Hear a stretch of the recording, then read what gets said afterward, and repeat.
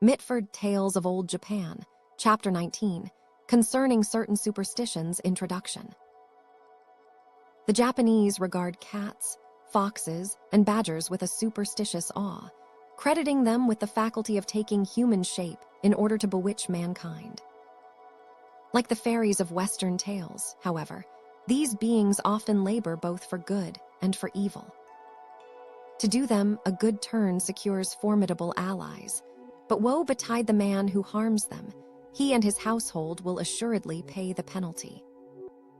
Cats and foxes appear to have been esteemed uncanny creatures throughout the world, but it is a novelty to me that badgers should hold a place in fairy land. Shikoku, the southernmost of the great Japanese islands, seems to be the district of the country in which the badger is most venerated. Among the many tricks he practices upon mankind is one for which I possess a clever ivory carving as representation. Lying in ambush in solitary places after dusk, the badger watches for benighted wayfarers. When one appears, the beast, drawing a deep breath, distends its belly and taps it delicately with a clenched paw, producing such enthralling tones that the traveler cannot forbear turning aside to pursue the sound, which will, wisp, recedes as he advances until it entices him on to his ruin. Love is, however, the mightiest engine that the cat, the fox, and the badger alike employ for the ruin of man. No German poet ever conceived a more bewitching water nymph than the fair virgins by whom the hero of Japanese romance is assailed. The true champion perceives and slays the monster. The weaker mortal yields and perishes. Japanese story books abound with tales of the pranks of these creatures, which, like ghosts, even interweave themselves with the histories of ancient and noble families. I have collected a few of these, and now beg a hearing for a distinguished and two-tailed connection of Puss in Boots and the Chat Blanche.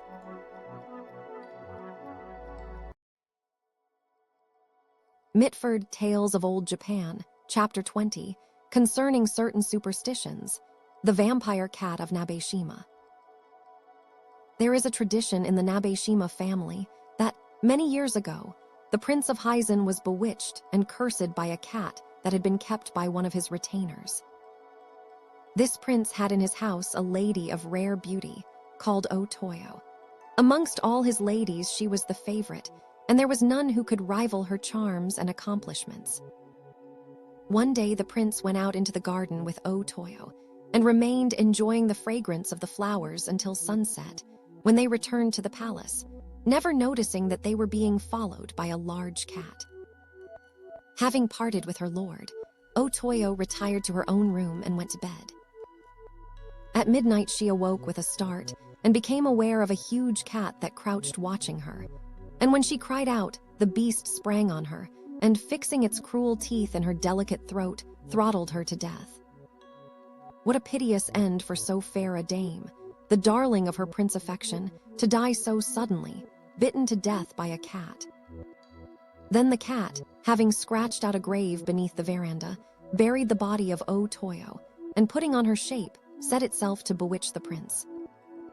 But my lord the prince knew nothing of all this, and little thought that the beautiful creature who caressed and fondled him was an impish and foul beast that had slain his mistress and assumed her shape in order to drain out his lifeblood.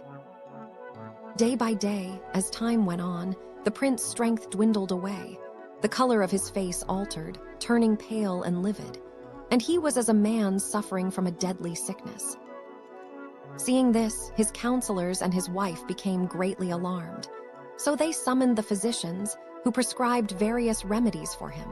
But the more medicine he took, the worse his condition seemed to become, and no treatment proved of any avail. But most of all did he suffer in the night time, when his sleep would be troubled and disturbed by hideous dreams. In consequence of this, his counselors nightly appointed 100 of his retainers to sit up and watch over him. But strange to say, towards 10 o'clock on the very first night that the watch was set, the guard were seized with a sudden and unaccountable drowsiness, which they could not resist, until one by one every man had fallen asleep. Then the false Otoyo came in and harassed the prince until morning. The following night the same thing occurred, and the prince was subjected to the imp tyranny, while his guards slept helplessly around him. Night after night this was repeated, until at last 3 of the prince's counselors determined themselves to sit up on guard and see whether they could overcome this mysterious drowsiness.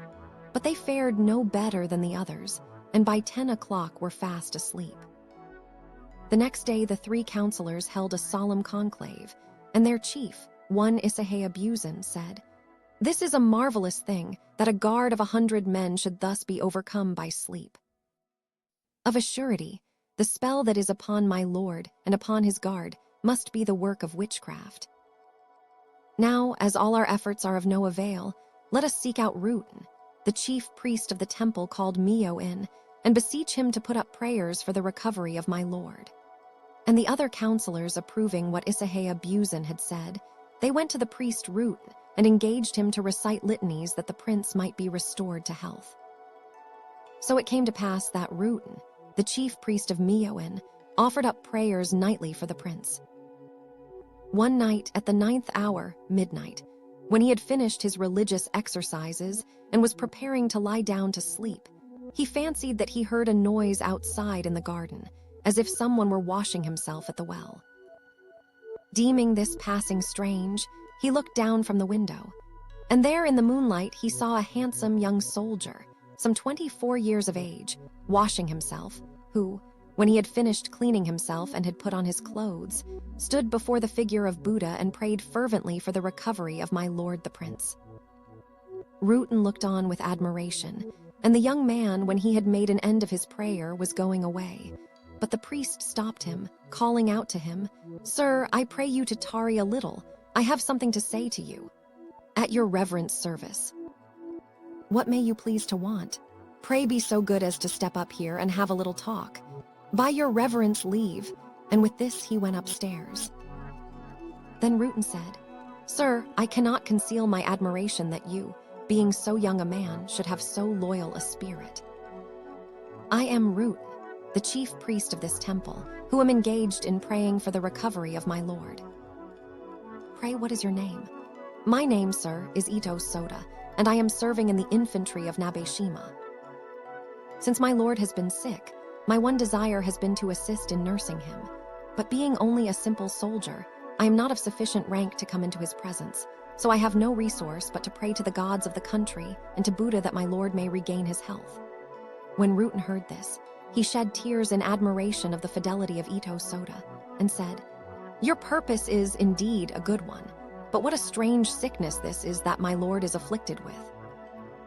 Every night he suffers from horrible dreams, and the retainers who sit up with him are all seized with a mysterious sleep, so that not one can keep awake. It is very wonderful." "Yes," replied Soda, after a moment reflection, "this certainly must be witchcraft. If I could but obtain leave to sit up one night with the prince, I would fain see whether I could not resist this drowsiness and detect the goblin." At last the priest said, "I am in relations of friendship with Issahei-Abusen, the chief counselor of the prince.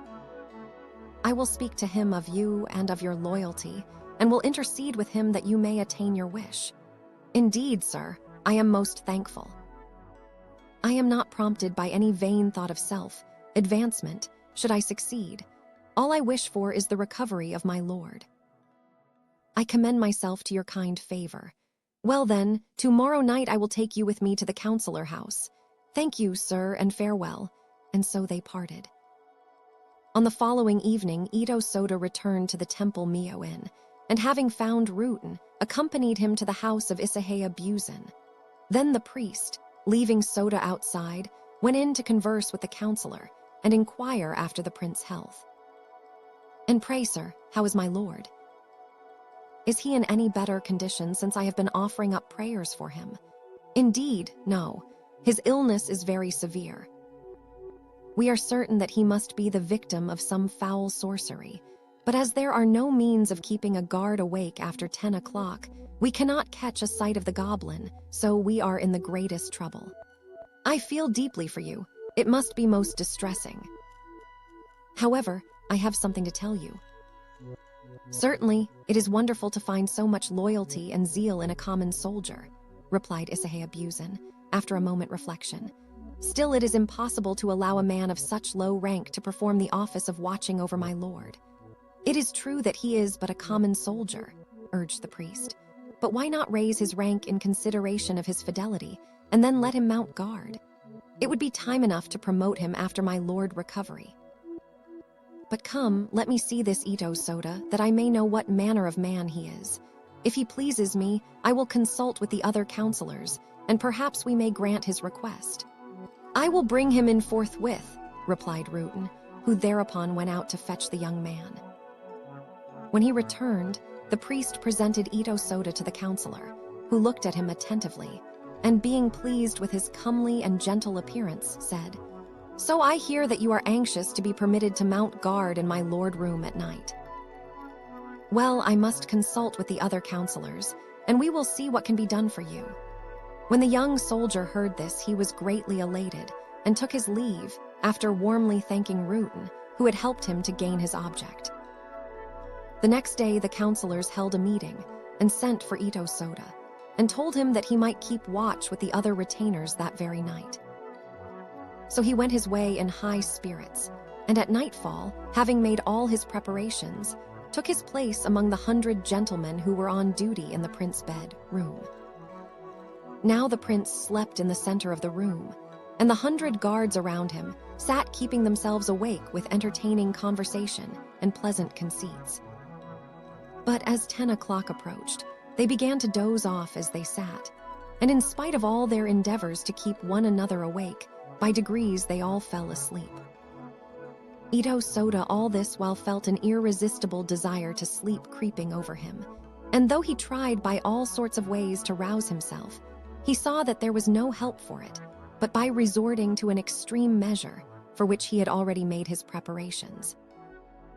Drawing out a piece of oil paper which he had brought with him, and spreading it over the mats, he sat down upon it.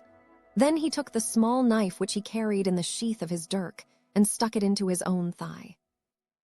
For a while the pain of the wound kept him awake, but as the slumber by which he was assailed was the work of sorcery, little by little he became drowsy again.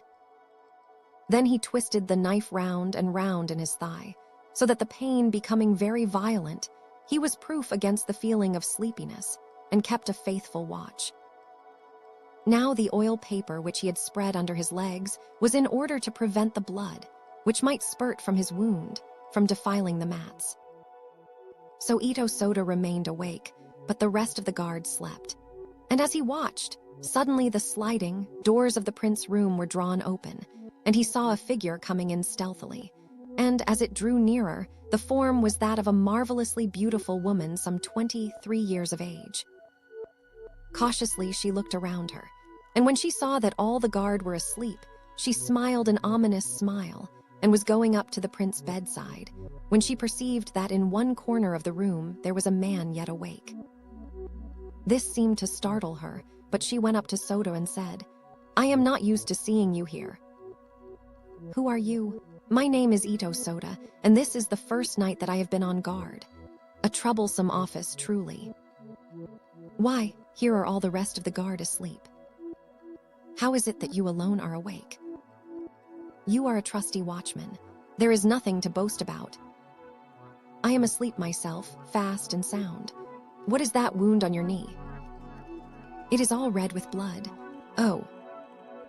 "I felt very sleepy, so I stuck my knife into my thigh, and the pain of it has kept me awake." "What wondrous loyalty," said the lady. "Is it not the duty of a retainer to lay down his life for his master? Is such a scratch as this worth thinking about?" Then the lady went up to the sleeping prince and said, "How fares it with my lord tonight?" But the prince, worn out with sickness, made no reply. But Soda was watching her eagerly, and guessed that it was O-Toyo, and made up his mind that if she attempted to harass the prince, he would kill her on the spot. The goblin, however, which in the form of O-Toyo had been tormenting the prince every night, and had come again that night for no other purpose, was defeated by the watchfulness of Ito Soda. For whenever she drew near to the sick man, thinking to put her spells upon him, she would turn and look behind her, and there she saw Ito Soda glaring at her. So she had no help for it but to go away again and leave the prince undisturbed. At last the day broke, and the other officers, when they awoke and opened their eyes, saw that Ito Soda had kept awake by stabbing himself in the thigh, and they were greatly ashamed and went home crestfallen. That morning, Ito Soda went to the house of Isahaya Buzin and told him all that had occurred the previous night. The counselors were all loud in their praises of Ito Soda's behavior and ordered him to keep watch again that night. At the same hour, the false Otoyo came and looked all round the room, and all the guard were asleep, excepting Ito Soda, who was wide awake. And so, being again frustrated, she returned to her own apartments. Now, as since Soda had been on guard, the prince had passed quiet nights. His sickness began to get better, and there was great joy in the palace, and Soda was promoted and rewarded with an estate. In the meanwhile, Otoyo, seeing that her nightly visits bore no fruits, kept away. And from that time forth the night, guard were no longer subject to fits of drowsiness. This coincidence struck Soda as very strange, so he went to Isahaya Buzin and told him that of a certainty this Otoyo was no other than a goblin. Isahaya Buzin reflected for a while and said, "Well then, how shall we kill the foul thing? I will go to the creature room as if nothing were the matter and try to kill her, but in case she should try to escape, I will beg you to order 8 men to stop outside and lie in wait for her." Having agreed upon this plan, Soda went at nightfall to Otoyo's apartment, pretending to have been sent with a message from the prince. When she saw him arrive, she said, "What message have you brought me from my lord?" "Oh, nothing in particular." "Be so good as to look at this letter." And as he spoke, he drew near to her, and suddenly drawing his dirk struck at her. But the goblin, springing back, seized a halberd, and glaring fiercely at Soda, said, "How dare you behave like this to one of your lord ladies?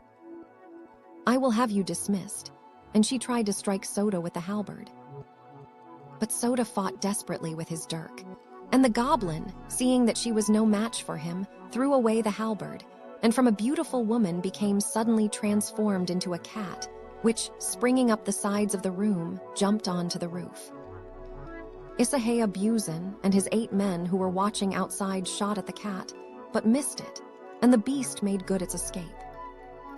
So the cat fled to the mountains and did much mischief among the surrounding people, until at last the Prince of Hyzen ordered a great hunt, and the beast was killed.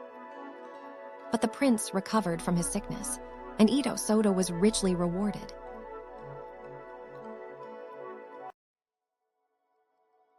Mitford Tales of Old Japan, Chapter 21, Concerning Certain Superstitions, the Story of the Faithful Cat. About 60 years earlier, during the summer, a man went to pay a visit at a certain house at Osaka, and in the course of conversation remarked, "I have eaten some very singular cakes today," he said, and when questioned as to what he meant, he related the following story. "I received these cakes from the relatives of a family who were commemorating the 100th anniversary of the death of a cat that had once belonged to their ancestors. When I inquired into the particulars, I was informed that, in former days, a young girl of the family, at about 16 years of age, was constantly followed by a tom, cat reared in the house. So inseparable were the two that they were hardly ever apart for an instant.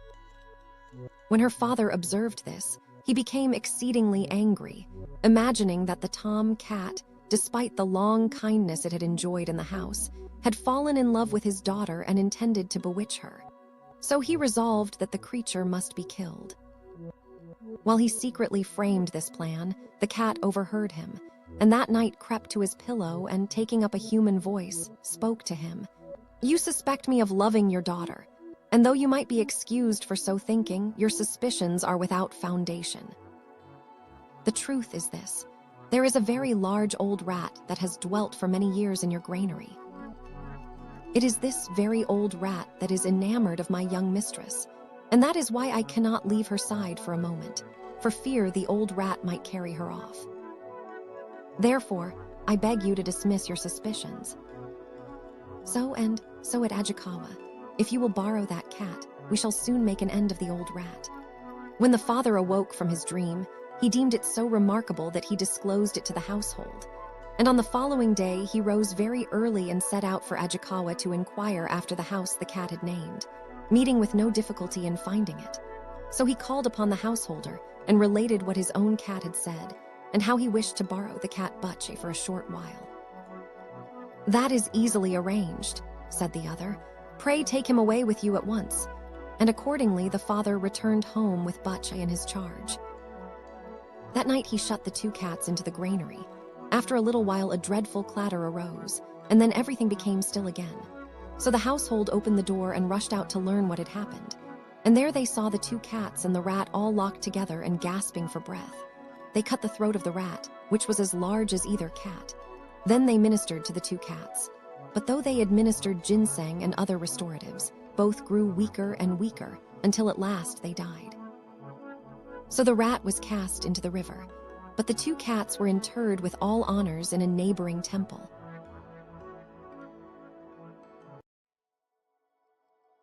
Mitford Tales of Old Japan, Chapter 22, Concerning Certain Superstitions. How a man was bewitched and had his head shaved by the foxes. In the village of Iwahara, in the province of Shinshiu, there lived a family that had grown fairly wealthy in the wine trade. On a certain festive occasion, a number of guests were assembled at their house, regaling themselves with wine and fish. And as the cup circulated, the talk turned upon foxes.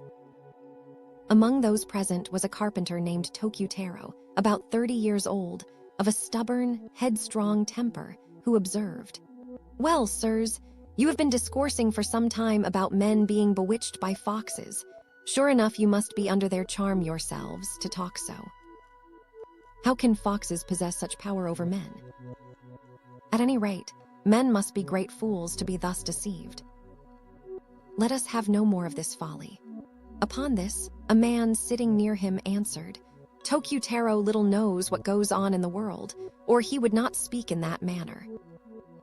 How many thousands of men have been bewitched by foxes? Why, there have been at least 20 or 30 persons deceived by the brutes on the Maki Moor alone. Facts that have occurred before our eyes are hard to refute. You are no better than a parcel of born idiots," said Tokyu-taro. "I will undertake to go out to the Maki Moor this very night and prove it.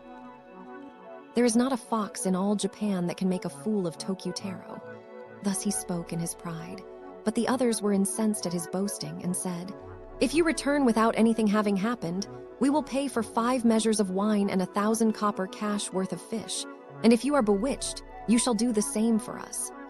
Tokyu-taro accepted the wager, and at nightfall set out alone for the Maki Moor.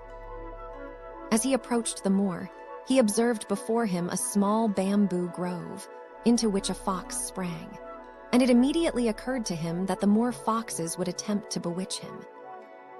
While he continued to gaze, he presently saw the daughter of the headman of the village of Upper Horikane, who was married to the headman of Maki.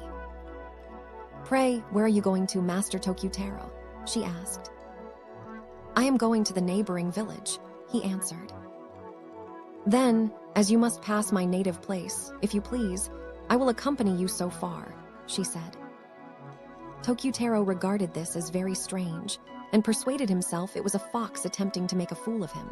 He therefore resolved to turn the trick on the creature, and replied, "It is a long time since I have had the pleasure of seeing you, and as your house lies on my road, I shall be glad to escort you so far." With these words, he walked behind her, expecting at any moment to catch sight of a fox tail. But however he strained his eyes, nothing of the sort appeared.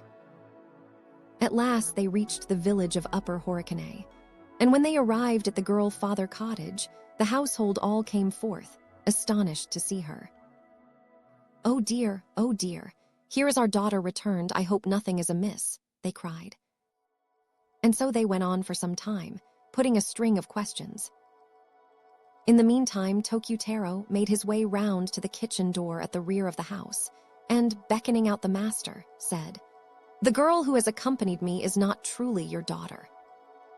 As I was going to the Maki Moor, on coming to the bamboo grove a fox leapt up before me, and when it had dashed into the grove, it immediately assumed the shape of your daughter, and offered to go with me to the village.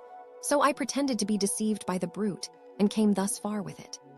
On hearing this, the master of the house inclined his head to one side and reflected a while. Then, calling his wife, he repeated the tale to her in a whisper. But she flew into a great passion with Tokyu-taro and exclaimed, "This is a shameful way of insulting people's daughters.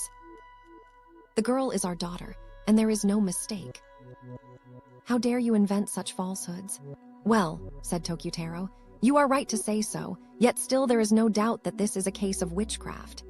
Seeing how obstinately he adhered to his opinion, the old people were sorely perplexed and asked, "What do you propose to do? Pray leave the affair to me. I will soon strip off the false skin and show the beast to you in its true colors. You two go into the store, closet, and wait there." With that he entered the kitchen and, seizing the girl by the back of the neck, forced her down by the hearth. "Oh, Master Tokyu-taro, what means this brutal violence?" "Mother, father, help," she cried and screamed. Tokyu-taro only laughed, saying, "So you hoped to bewitch me, did you? From the moment you sprang into the wood, I was on the watch for you to play some trick. I will soon make you show what you really are." And as he spoke, he twisted her hands behind her back, trod upon her, and tortured her. But she only wept and cried, "Oh, it hurts, it hurts. If this will not make you show your true form, I will roast you to death." And he piled firewood on the hearth and, tucking up her dress, scorched her severely. Oh, this is more than I can bear." And with these words she expired. The two old people then rushed in from the rear of the house, and, thrusting Tokyu-taro aside, folded their daughter in their arms and applied their hands to her lips to feel whether she still breathed. But life was extinct, and not even the sign of a fox tail was visible about her. Then they seized Tokyu-taro by the collar and cried, "On the pretense that our true daughter was a fox, you have roasted her to death. Murderer! Here, you there, bring ropes and cords and bind this Tokyu-taro." The servants obeyed, and several of them seized Tokyu-taro and tied him to a pillar. Then the master of the house, turning to Tokyu-taro, said, "You have put our daughter to death before our eyes. I will report the matter to the lord of the manor, and you will assuredly pay with your head. Prepare for the worst." And as he spoke, glaring fiercely at Tokyu-taro, they carried the corpse of his daughter into the store closet. While they were sending word through the village of Maki and taking other measures, who should arrive but the priest of the temple called Anrakyuji, from the village of Iwahara, with an acolyte and a servant who called loudly from the front door, "Is all well with the honorable master of this house? I have been to say prayers today in a neighboring village, and on my return I could not pass the door without at least inquiring after your welfare. If you are at home, I would fain pay my respects."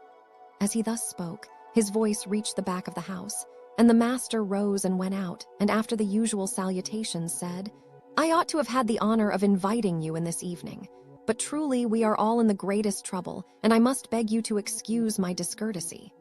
"Indeed." "Pray, what is the matter?" replied the priest. And when the master of the house had recited the whole story from beginning to end, the priest was thunderstruck and said, "Truly, this must be a terrible affliction to you." Then the priest looked on one side and observed Tokyu-taro bound, and exclaimed, "Is not that Tokyu-taro I see there?" "Oh, your reverence," answered Tokyu-taro piteously, "it was such and such, and I took it into my head that the young lady was a fox, and so I killed her. But I entreat your reverence to intercede for me and preserve my life." And as he spoke, the tears started from his eyes.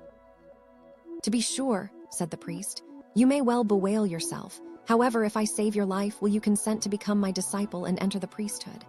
Only save my life, and I will become your disciple with all my heart."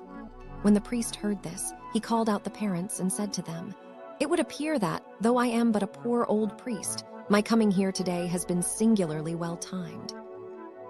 I have a request to make. Your putting Tokyu-taro to death will not bring back your daughter. I have heard his account, and there certainly was no malice aforethought in his killing her. What he did believing that he was doing a service to your family, and it would surely be better to hush the matter up. He desires, moreover, to surrender himself to me and to become my disciple." "It is as you say," answered the father and mother together. "Revenge will not recall our child. Please alleviate our grief by shaving his head and making a priest of him on the spot." "I will shave him at once before your eyes," replied the priest, who immediately caused the cords that bound Tokyutaro to be untied, and putting on his priest scarf, made him join his hands together in prayer. Then the reverend man stood behind him, razor in hand, and chanting a hymn, gave 2 or 3 strokes of the razor, which he then handed to his acolyte, who made a clean shave of Tokyutaro hair. When the latter had finished his obeisance to the priest, and the ceremony was completed, there was a loud burst of laughter. And at that very moment the day broke, and Tokyutaro found himself alone in the midst of a large moor. At first, in his surprise, he imagined it all a dream, and was much vexed at having been tricked by the foxes. He then passed his hand over his head, and discovered that he had been shaved quite bald. There was nothing for it but to rise, bind a handkerchief round his head, and return to the place where his friends were assembled. "Hallo, Tokyutaro, so you have come back." "Well, how about the foxes?" "Really, gentlemen," he replied, bowing, "I am ashamed to appear before you." He then related the whole story, and when he had done so removed the kerchief and displayed his bald pate. "What a capital joke," shouted his hearers, and amid roars of laughter they claimed the wager of fish and wine. It was duly paid, but Tokyutaro never allowed his hair to grow again, renounced the world, and entered the priesthood under the name of Seinen. Shamansai, a teacher of the city of Yedo, during a holiday journey which he took to the country where the event occurred, and I have set it down in the very words in which he related it to me.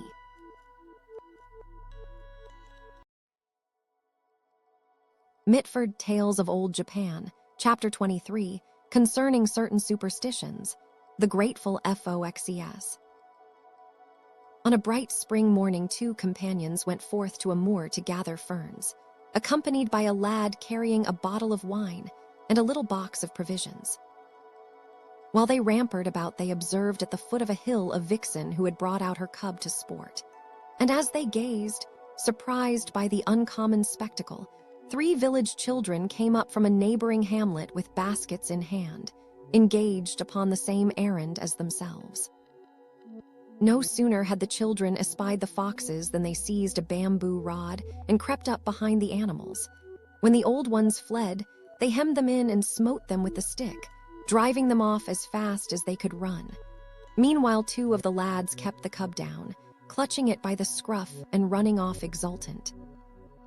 The 2 companions had been watching throughout, and one of them, raising his voice, called out, "Hallo, you boys, what are you doing with that fox?" The eldest lad answered, "We are going to carry him home and sell him to a young man of our village. He will purchase him, and then he will boil him in a pot and eat him." "Well," rejoined the other, after considering the affair attentively, "I suppose it matters little to you to whom you sell him." "Oh, we will sell him for that, sir." "How shall we deliver him to you?" "Just fasten him here," said the other. And so he bound the cub about the neck with the cord of the napkin in which the luncheon box was wrapped, and handed half a bu to the 3 boys, who ran away delighted. The man companion thereupon said to him, "Well, certainly you have queer tastes. What on earth are you going to keep the fox for? How unkind of you to speak of my tastes in that fashion. Had we not interfered just now, the fox cub would have lost its life. Had we not witnessed the matter, there would have been no help for it. How could I stand by and behold life taken? It was but a trifle I expended, only half a bu to save the cub. Had it cost a fortune, I should not have grumbled. I thought you were intimate enough with me to know my heart. Yet today you have accused me of eccentricity, and I perceive how mistaken I have been in you. However, our friendship shall end from this day forth." And when he had pronounced this with great solemnity, the other, stepping back and bowing with his hands on his knees, replied, "Indeed, indeed, I am filled with admiration for the goodness of your heart. When I hear you speak thus, I feel more strongly than ever the depth of the affection I bear you. I supposed you might intend to use the cub as a sort of decoy to lure the old ones to you, that you might entreat them to bring prosperity and virtue to your household. When I called you eccentric, but now I was merely testing your heart because I had some suspicions, and now I am truly ashamed of myself." And as he spoke, still bowing, the other replied, "Really, was that indeed your thought? Then I beg you to forgive me for my violent language." When the two friends had thus made up, they examined the cub and observed that it had a slight wound in its foot and could not walk. While they considered what to do, they espied the herb called Dr. Nakase, which was just sprouting. So they rolled a little of it between their fingers and applied it to the wounded part. Then they drew some boiled rice from their luncheon box and offered it to the cub, but it showed no desire to eat. So they stroked it gently on the back and fondled it. And as the pain of the wound appeared to abate, they admired the virtues of the herb, when, opposite them, they perceived the old foxes sitting and watching by some stacks of rice. Straw. "Look there, the old foxes have returned, out of fear for their cub's safety. Come, we will set it free." And with these words, they untied the cord about the cub neck and turned its head toward the place where the old foxes sat. And as the wounded foot was no longer painful, with a single bound it sprang to its parents' side and licked them all over for joy, while they appeared to bow their thanks, looking toward the two friends. So, with peace in their hearts, the two went off to another place and, selecting a pretty spot, produced the wine bottle and ate their noonday meal. After a pleasant day, they returned home and became firmer friends than ever. Now the man who had rescued the fox cub was a tradesman of good position. He employed 3 or 4 agents and 2 maid servants, besides male servants, and in all he lived in a liberal fashion. He was married, and the marriage had produced 1 son, who had reached his 10th year, but had been stricken with a strange illness which baffled all the physician's skill and drugs. At last, a noted physician prescribed the liver of a live fox, which, as he declared, would certainly effect a cure. If that could not be obtained, the most costly medicines in the world would not restore the boy to health. When the parents heard this, they were quite at their wits' end. However, they communicated the case to a man who lived on the mountains. "Even though our child should perish for it," they said, "we will not ourselves deprive other creatures of life, but you, who dwell among the hills, are likely to hear when your neighbors go out fox hunting. We care not what price we may have to pay for a fox liver. Pray, buy one for us at any cost." Thus they urged him to exert himself on their behalf. He, having vowed faithfully to execute the commission, went his way. On the night following, there came a messenger who announced himself as from the person who had undertaken to procure the fox liver. So the master of the house went out to see him. So and so. "Last night the fox liver which you required fell into his hands, therefore he sent me to bring it to you." With these words, the messenger produced a small jar, adding, "In a few days he will inform you of the price." When he had delivered his message, the master of the house was greatly pleased and said, "Indeed, I am deeply grateful for this kindness, which will save my son life." Then the good wife came forth and received the jar with every mark of politeness. "We must give a present to the messenger." "Indeed, sir, I have already been paid for my trouble." "Well, at any rate, you should stop the night here." "Thank you, sir. I have a relation in the next village whom I have not seen for a long while, and I will pass the night with him." And so he took his leave and went away. The parents lost no time in sending to notify the physician that they had procured the fox liver. On the next day, the doctor came and compounded a medicine for the patient, which instantly produced a good effect, and there was no little joy in the household. As luck would have it, 3 days later the man whom they had commissioned to buy the fox liver came to the house, so the good wife hurried out to meet and welcome him. "How swiftly you fulfilled our wishes, and how kind of you to send at once. The doctor prepared the medicine, and now our boy can rise and walk about the room, and it is all owing to your goodness." "Wait a bit," cried the guest, who did not know what to make of the parents' joy. The commission with which you entrusted me about the fox liver proved to be impossible, so I came today to make my excuses, and now I really cannot understand what you are so grateful to me for." "We thank you, sir," replied the master of the house, bowing with his hands on the ground, "for the fox liver which we asked you to procure for us. I really am quite unaware of having sent you a fox liver. There must be some mistake here. Pray inquire carefully into the matter." "Well, this is very strange. 4 nights ago, a man of some 35 and 30 years of age came with a verbal message from you to the effect that you had sent him with a fox liver which you had just procured, and said that he would come and tell us the price another day. When we asked him to spend the night here, he answered that he would lodge with a relation in the next village, and so went away." The visitor grew more and more amazed, and leaning his head on one side in deep thought, confessed that he could make nothing of it. As for the husband and wife, they felt quite abashed at having thanked a man so warmly for favors of which he denied all knowledge. So the visitor took his leave and went home. "Your son's illness could not be cured without a liver taken from a living fox, so to repay your kindness I killed my cub and took out its liver. Then its sire, disguising himself as a messenger, brought it to your house." And as she spoke, the fox shed tears. The master of the house, desirous to thank her, stirred in bed, upon which his wife awoke and asked him what was the matter. But he likewise, to her great astonishment, was biting the pillow and weeping bitterly. "Why are you weeping thus?" she asked. "So that, although my son were to die before my eyes, I would not be the cause of killing a fox on purpose. But I asked him, in case he heard of any hunter killing a fox, to buy it for me. How the foxes came to hear of this, I do not know. But the foxes to whom I had shown kindness killed their own cub and took out its liver. And the old dog, Fox, disguising himself as a messenger from the person to whom we had confided the commission, came here with it. His mate has just been at my pillow, sighed and told me the whole story. Hence it was that, in spite of myself, I was moved to tears."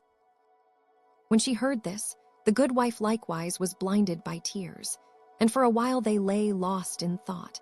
At last, coming to themselves, they lighted the lamp on the shelf where the family idol stood, and spent the night in reciting prayers and praises, and the next day they made the matter known to the household and to their relations and friends.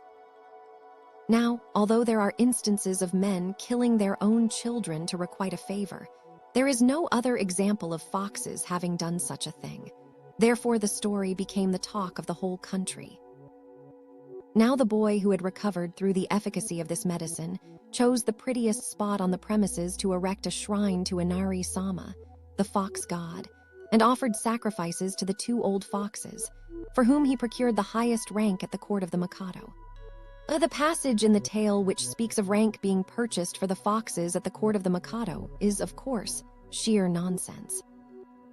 "The saints who are worshipped in Japan," writes a native authority, "are men who, in remote ages when the country was developing itself, were sages, and by their great and virtuous deeds having earned the gratitude of future generations, received divine honors after their death. How can the Son of Heaven, who is both father and mother of his people, turn dealer in ranks and honors? If rank were a matter of barter, it would cease to be a reward for the virtuous. All matters connected with the shrines of the Shinto, or indigenous religion, are entrusted to the superintendents of the families of Yashida and Fushimi, Kyugeis or nobles of the Mikado court at Kyoto. The affairs of the Buddhist or imported religion are placed under the care of the family of Kanjuji. As it is necessary that those who, as priests, perform the honorable office of serving the gods should be persons of some standing, a certain small rank is procured for them through the intervention of the representatives of the above noble families, who, upon the issuing of the required patent, receive as their perquisite a fee which, although insignificant in itself, is yet important to the poor Kyugeis, whose penniless condition forms a great contrast to the wealth of their inferiors in rank, the daimyos. I believe that this is the sole case in which rank can be bought or sold in Japan. In China, on the contrary, notwithstanding what has been written by Meadows and other admirers of the examination system, a man can be what he pleases by paying for it. And the coveted button, nominally the reward of learning and ability, is more often the prize of wealthy ignorance. The saints alluded to above are the saints of the whole country, as distinct from those who, for special deeds, are locally worshipped. To this innumerable class, frequent allusion is made in these tales. Touching the remedy of the fox liver prescribed in the tale, I may add that there would be nothing strange in this to a person acquainted with the Chinese pharmacopoeia, which the Japanese long exclusively followed, although they are now successfully studying the art of healing as practiced in the West. When I was at Peking, I saw a Chinese physician prescribe a decoction of 3 scorpions for a child struck down with fever, and on another occasion a groom of mine, suffering from dysentery, was treated with acupuncture of the tongue. The art of medicine would appear at present in China to be much in the state in which it existed in Europe in the 16th century, when the excretions and secretions of all manner of animals, saurians, and venomous snakes and insects, and even live bugs, were administered to patients. Some physicians, says Matthiolus, use the ashes of scorpions, burnt alive, for retention occasioned by either renal or vesical calculi. But I have myself thoroughly experienced the utility of an oil I prepare, of which scorpions form a very large proportion of the ingredients. If only the region of the heart and all the pulses of the body be anointed with it, it will free the patient from the effects of all kinds of poisons taken by the mouth, corrosive ones excepted. These remarks were made to me by a medical gentleman to whom I mentioned the Chinese doctor prescription of scorpion tea, and they seemed to me so curious that I insert them for comparison's sake.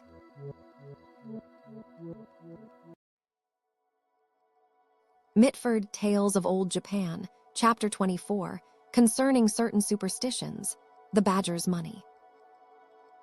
There is a common proverb among men that to forget favors received is the part of a bird or a beast. An ungrateful man will be ill spoken of by all the world. Yet birds and beasts themselves often display gratitude. Therefore, a man who fails to repay a kindness is inferior even to dumb brutes. Is this not a disgrace? Once upon a time, in a hut at a place called Namekata in Hitachi, there dwelt an old priest known neither for learning nor for wisdom, but intent solely upon passing his days in prayer and meditation. He had not so much as a child to attend him, but prepared his own food with his hands. Night and morning, he repeated the prayer Namu Amida Butsu, intent upon it alone. Though the fame of his virtue did not extend far, his neighbors respected and revered him, often bringing him food and raiment. And when his roof or walls fell into disrepair, they mended them for him. Concerning the things of this world, he took no thought. One very cold night, when he little thought anyone was abroad, he heard a voice crying, "Your Reverence! Your Reverence!" He rose and went out to see who it was, and there beheld an old badger standing. Any ordinary man would have been greatly alarmed at the apparition, but the priest, being as already described, showed no sign of fear, and asked the creature what its business was. Upon this, the badger respectfully bent its knees and said, "Hitherto, sir, my lair has been in the mountains, and of snow or frost I have taken no heed. But now I grow old, and this severe cold is more than I can endure. I pray you let me enter and warm myself at the fire of your cottage, that I may live through this bitter night." When the priest heard how helpless the beast was, he was filled with pity and said, "That is a very slight matter. Make haste and come in and warm yourself." The badger, delighted at so kind a reception, entered the hut and squatted by the fire to warm itself. The priest, with renewed fervor, recited his prayers and struck his bell before the image of Buddha, looking straight before him. After 2 hours, the badger took its leave with profuse thanks and went out. From that time forth, it came every night to the hut. As the badger collected and brought dried branches and dead leaves from the hills for fuel, the priest grew very friendly with it and became used to its company. So that if, as the night wore on, the badger did not arrive, he missed it and wondered why it failed to come. When the winter was over and spring came at the end of the 2nd month, The badger gave up its visits and was no more seen. On the return of winter, the beast resumed its old habit of coming to the hut. When this practice had continued for 10 years, one day the badger said to the priest, "Through your reverence kindness for all these years, I have been able to pass the winter nights in comfort. Your favors are such that during all my life, and even after my death, I must remember them. What may I do to requite them? If there is aught that you wish for, pray tell me." The priest, smiling at this speech, answered, "Being such as I am, I have no desire and no wish. Glad as I am to hear your kind intentions, there is nothing I can ask you to do for me. You need have no anxiety on my account. As long as I live, when winter comes you shall be welcome here." The badger, on hearing this, could not conceal its admiration at the depth of the old man's benevolence, but having so much to be grateful for, it felt hurt at not being able to requite it. As this subject was often renewed between them, the priest at last, touched by the goodness of the badger heart, said, "Since I have shaven my head, renounced the world, and forsaken the pleasures of this life, I have no desire to gratify. Yet I own I should like to possess 3 rios in gold. Food and raiment I receive by the favor of the villagers, so I take no heed of those things. Were I to die tomorrow and attain my wish of being born again in the next world, the same kind folk have promised to meet and bury my body. Thus, although I have no other reason to desire money, yet if I had 3 rios, I would offer them up at some holy shrine, that masses and prayers might be said for me, whereby I might enter into salvation. Yet I would not obtain this money by violent or unlawful means. I only think of what might be if I had it. So you see, since you have expressed such kind feelings toward me, I have told you what is on my mind." When the priest had done speaking, the badger leant its head on one side with a puzzled and anxious look, so much so that the old man was sorry he had expressed a wish which seemed to give the beast trouble, and sought to retract what he had said. Posthumous honors, after all, are the wish of ordinary men. I, who am a priest, ought not to entertain such thoughts or to desire money, so pray pay no attention to what I have said." And the badger, feigning assent to what the priest had pressed upon it, returned to the hills as usual. From that time forth, the badger no longer came to the hut. The priest thought this very strange, but imagined either that the badger stayed away because it did not like to come without the money, or that it had been killed in attempting to steal it. And he blamed himself for having added to his sins for no purpose, repenting when it was too late. Persuaded, however, that the badger must have been killed, he passed his time offering prayers upon prayers for it. After 3 years had gone by, one night the old man heard a voice near his door calling out, "Your reverence! Your reverence!" As the voice resembled that of the badger, he jumped up as soon as he heard it and ran out to open the door, and there, sure enough, stood the badger. The priest, in great delight, cried out, "And so you are safe and sound after all. Why have you been so long without visiting here? I have been expecting you anxiously all this while." So the badger came into the hut and said, "If the money which you required had been for unlawful purposes, I could easily have procured as much as ever you might have wanted. But when I heard that it was to be offered to a temple for masses for your soul, I thought that, if I were to steal the hidden treasure of some other man, you could not apply to a sacred purpose money which had been obtained at the expense of his sorrow. So I went to the island of Sado, and gathering the sand and earth which had been cast away as worthless by the miners, I fused it afresh in the fire, and at this work I spent months and days together." As the badger finished speaking, the priest looked at the money it had produced, and sure enough he saw that it was bright and new and clean. So he took the money and received it respectfully, raising it to his head. "And so you have endured all this toil and labor on account of a foolish speech of mine. I have obtained my heart desire, and am indeed truly thankful." As he was thanking the badger with great politeness and ceremony, the beast said, "In doing this I have but fulfilled my own wish. Still I hope that you will tell this thing to no man." "Indeed," replied the priest, "I cannot choose but tell this story. For if I keep this money in my poor hut, it will be stolen by thieves. I must either entrust it to someone to keep for me, or else at once offer it up at the temple.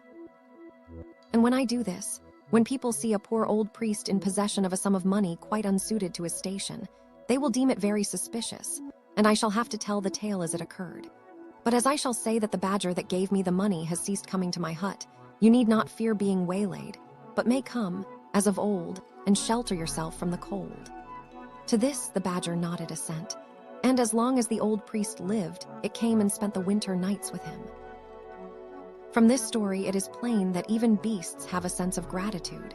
In this quality, dogs excel all other beasts. Is not the story of the dog of Totorobe, Yoradzu, set down in the annals of Japan? I have heard that many anecdotes of this nature have been collected and printed in a book, which I have not yet seen. But as the facts which I have recorded relate to a badger, they seem to me to be passing strange.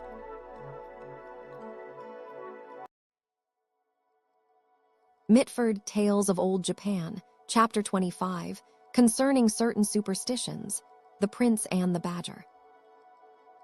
In days of yore, there lived an ancestor of the Prince of Tosa, who was called Yamanouchi Kazutoyo. When he had reached 14 years of age, this prince was exceedingly fond of angling, and frequently repaired to the river for diversion. It chanced one day that he had gone thither with only a single retainer, and after making an ample catch, a violent shower fell upon them. The prince, having no rain cloak, was in such pitiable case that he took refuge beneath a willow and awaited the clearing of the weather. Yet the storm showed no sign of abating, and there was no remedy, whereupon he turned to his retainer and said, "This rain is not likely to stop for some time, so we had better hurry home." As they trudged back, evening came on and it grew very dark. Their path lay over a long embankment, beside which they discovered a girl of about 16 years, weeping bitterly. Struck with astonishment, they fixed their eyes upon her, and perceived that she was most exceeding comely. While Kazutoyo stood hesitating what such a strange apparition might portend, his retainer, smitten by the maiden charms, stepped forward and said, "Little sister, tell us whose daughter you are, and how it comes that you are out by yourself at night in such a storm of rain." "Surely it is passing strange." "Sir," replied she, looking up through her tears, "I am the daughter of a poor man in the castle town. But as I sat waiting for the rain to cease, I was seized with a spasm to which I am subject, and was in great pain, when I had the fortune to fall in with your worships." As she spoke, the retainer became deeply enamored of her matchless beauty, whilst Kazutoyo, who from the first had uttered no word but stood pondering the matter, at once drew his sword and cut off her head. The retainer, however, stood aghast and cried out, "Oh, my young lord, what wicked deed is this that you have done? The murder of a man-daughter will bring trouble upon us, for you may rely on the business not ending here." "You do not know what you are talking about," answered Kazutoyo. "Only do not tell anyone about it, that is all I ask." And so they returned home in silence. Kazutoyo, being very tired, went to bed and slept undisturbed by any sense of guilt, for he was bold and fearless. Yet the retainer grew extremely uneasy, and went to his young lord parents and said, "I had the honor of attending my young lord fishing today, and we were driven home by the rain.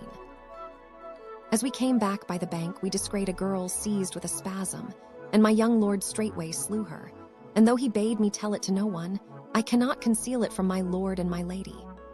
Kazutoyo parents were sore amazed, bewailing their son wickedness, and at once went to his room and waked him. His father wept and said, "Oh, dastardly cut-throat that you are! How dare you kill another man-daughter without provocation? Such unspeakable villainy is unworthy of a samurai son. Know that the duty of every samurai is to keep watch over the country and to protect the people. Such is his daily task. For sword and dirk are given to men that they may slay rebels and serve their prince faithfully, and not that they may go about committing sin and cutting off the lives of innocent men-daughters. Whoever is fool enough not to understand this will repeat his misdeed, and will assuredly bring shame upon his kindred.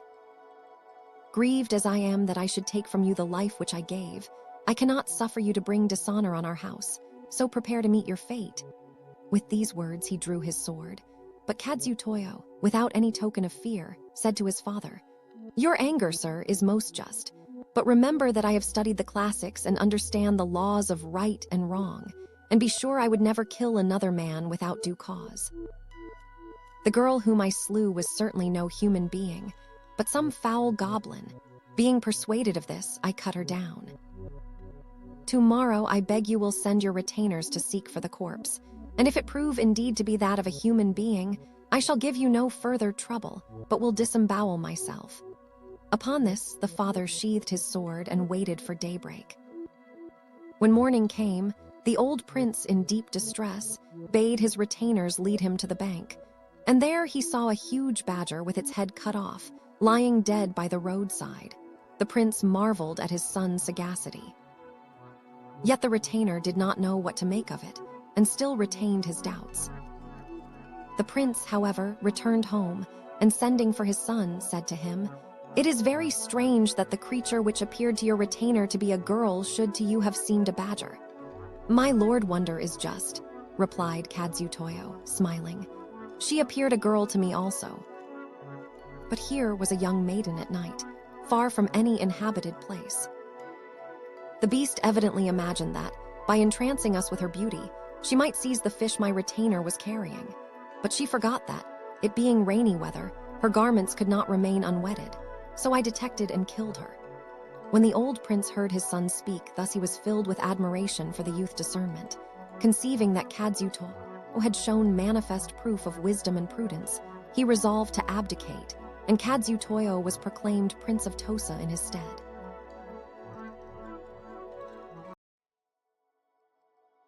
Mitford Tales of Old Japan, Chapter 26, Japanese Sermons. Sermons preached here on 8th, 18th, and 28th days of every month. Such was the tenor of a placard that used to invite me, day after day, as I passed the temple Kiu-o circumflex, Jai.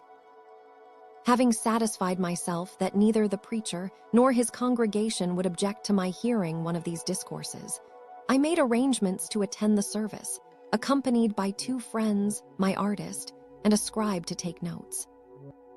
We were conducted into an apartment adjoining a small chapel, a room opening upon a neatly contrived garden, rich in stone lanterns and dwarfed trees.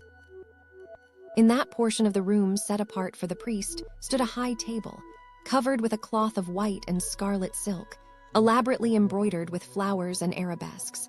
Upon this rested a bell, a tray containing the rolls of the sacred books, and a small incense burner of antique Chinese porcelain. Before the table hung a drum, and behind it stood one of those high, back-breaking arm chairs which ornament every Buddhist temple. In one corner of the space allotted for the faithful sat, or rather squatted, a lay clerk at a low writing desk, armed with an enormous pair of horn spectacles, through which he glared, goblin-like, at the people as they came to have their names and the amount of their offerings entered. Those offerings must have been trifling, for the congregation appeared to be poor enough. It was chiefly composed of old women, nuns with bald, shining pates and grotesque faces, a few petty tradesmen, and half a dozen chubby children, perfect little exemplars of decorum and devotion. There was, indeed, one lady who seemed rather better off than the rest. She was neatly dressed and attended by a female servant. She entered with a little consequential rustle, showed some coquetry and a very pretty bare foot as she took her place, and drawing out a dandy little pipe and tobacco pouch, began to smoke. Fire, boxes, and spittoons, I should mention, circulated freely, so that the half hour which elapsed before the sermon began was agreeably occupied.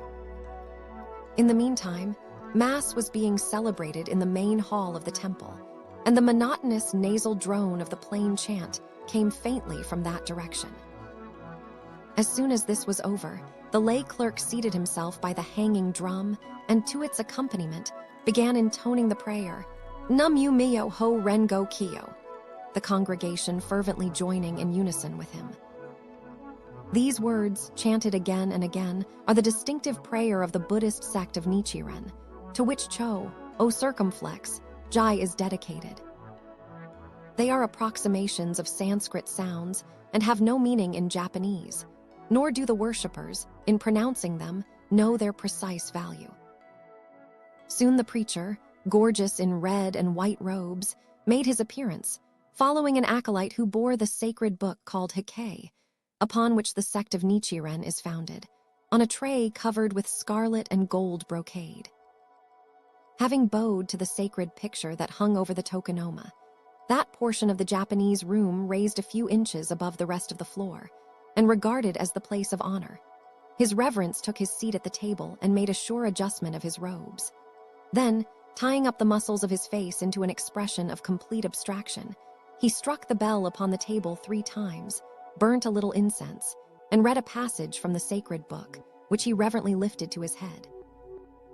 The congregation joined in chorus, devout but unintelligent, for the word, written in ancient Chinese, is as obscure to the ordinary Japanese worshipper as the Latin liturgies are to a high-capped Norman peasant woman. While his flock wrapped copper cash in paper and threw it before the table as offerings, the priest next recited a passage alone, and the lay clerk irreverently entered into a loud dispute with one of the congregation touching some payment or other. The preliminary ceremonies concluded. A small shaven, pated boy brought in a cup of tea, to be thrice afterwards replenished for his reverence refreshment. And he, having relaxed his face, gave a broad grin, cleared his throat, swallowed his tea, and beamed down upon us as jolly, rosy a priest as ever donned stole or scarf. His discourse, delivered in the most familiar and easy manner, was an extempore dissertation upon certain passages of the sacred books. Whenever he paused or emphasized a point, the congregation broke in with a cry of Namio, a corruption of the first 3 words of the prayer cited above, to which they always contrived to give an accent or intonation in keeping with the preacher meaning. "It is a matter of profound satisfaction to me," began his reverence Nichiren, smiling blandly at his audience, "to see so many gentlemen and ladies gathered together here this day, in the fidelity of their hearts to do honor to the feast of Kishimogen. Namio, Namio," self-deprecating from the congregation. "I feel certain that your piety cannot fail to find favor with Kishimogen. Kishimogen ever laments the tortures of mankind, who dwell in a house of fire, and she ever strives earnestly to find some means of rescuing them. Namio, Namio, grateful and reverential. Nevertheless, it is of no avail to worship Kishimogen and to profess belief in her unless you possess truth in your hearts, for she will not accept your offerings. Man, from the moment of his birth, is a creature of wants. He is forever seeking and supplicating. Both you who listen, and I who preach, have all of us our desires and wishes. If there be any person here who flatters himself that he has no wishes and no wants, let him reflect. Does not everyone wish and pray that heaven and earth may endure forever, that his country and family may prosper, that there may be plenty in the land, and that the people may be healthy and happy? The wishes of men, however, are manifold and many, and these wishes, numberless as they are known to the gods from the beginning. It is useless to pray unless your heart be true. For example, the prayer Namu is a prayer committing your body to the care of the gods. If, when you utter it, your heart is sincere and single, of a surety your request will be granted. This is not a mere assertion of Nichiren, the holy founder of this sect. It is the sacred teaching of Buddha himself and may not be doubted. Namio, Namio, with profound conviction. The heart of man is, by nature, upright and true, but there are 7 passions by which it is corrupted. Buddha grows alarmed, and he sees the fires by which the world is consumed. These fires are the 5 lusts of this sinful world, and the 5 lusts are the desire for fair sights, sweet sounds, fragrant smells, dainty meats, and rich trappings. Man is no sooner invested with a body than he is possessed by these lusts, which become his very heart, and it being a law that every man follows the dictates of his heart, in this manner the body, the lusts of the flesh, the heart, and the dictates of the heart blaze up in the consuming fire. "Alas for this miserable world," said the divine Buddha. "Namyo, Namyo," mournful and with much head shaking. "There is nothing so foul under heaven as the human body. The body exhales grease, the eyes distill gums, the nose is full of mucus, the mouth of slobbering spittle, nor are these the most impure secretions of the body. What a mistake it is to regard this impure body as clean and perfect. Unless we hearken to the teachings of Buddha, how shall we be washed and purified? Namyo, Namyo," from an impure and very miserable sinner under 10 years of age. The lot of man is uncertain and forever wandering from the beaten track. Why go to look at the flowers and take delight in their beauty?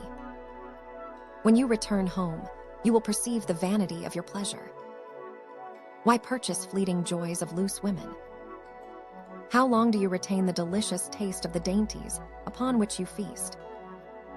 Forever wishing to do this, wishing to see that, wishing to eat rare dishes, wishing to wear fine clothes, you pass a lifetime in fanning the flames which consume you.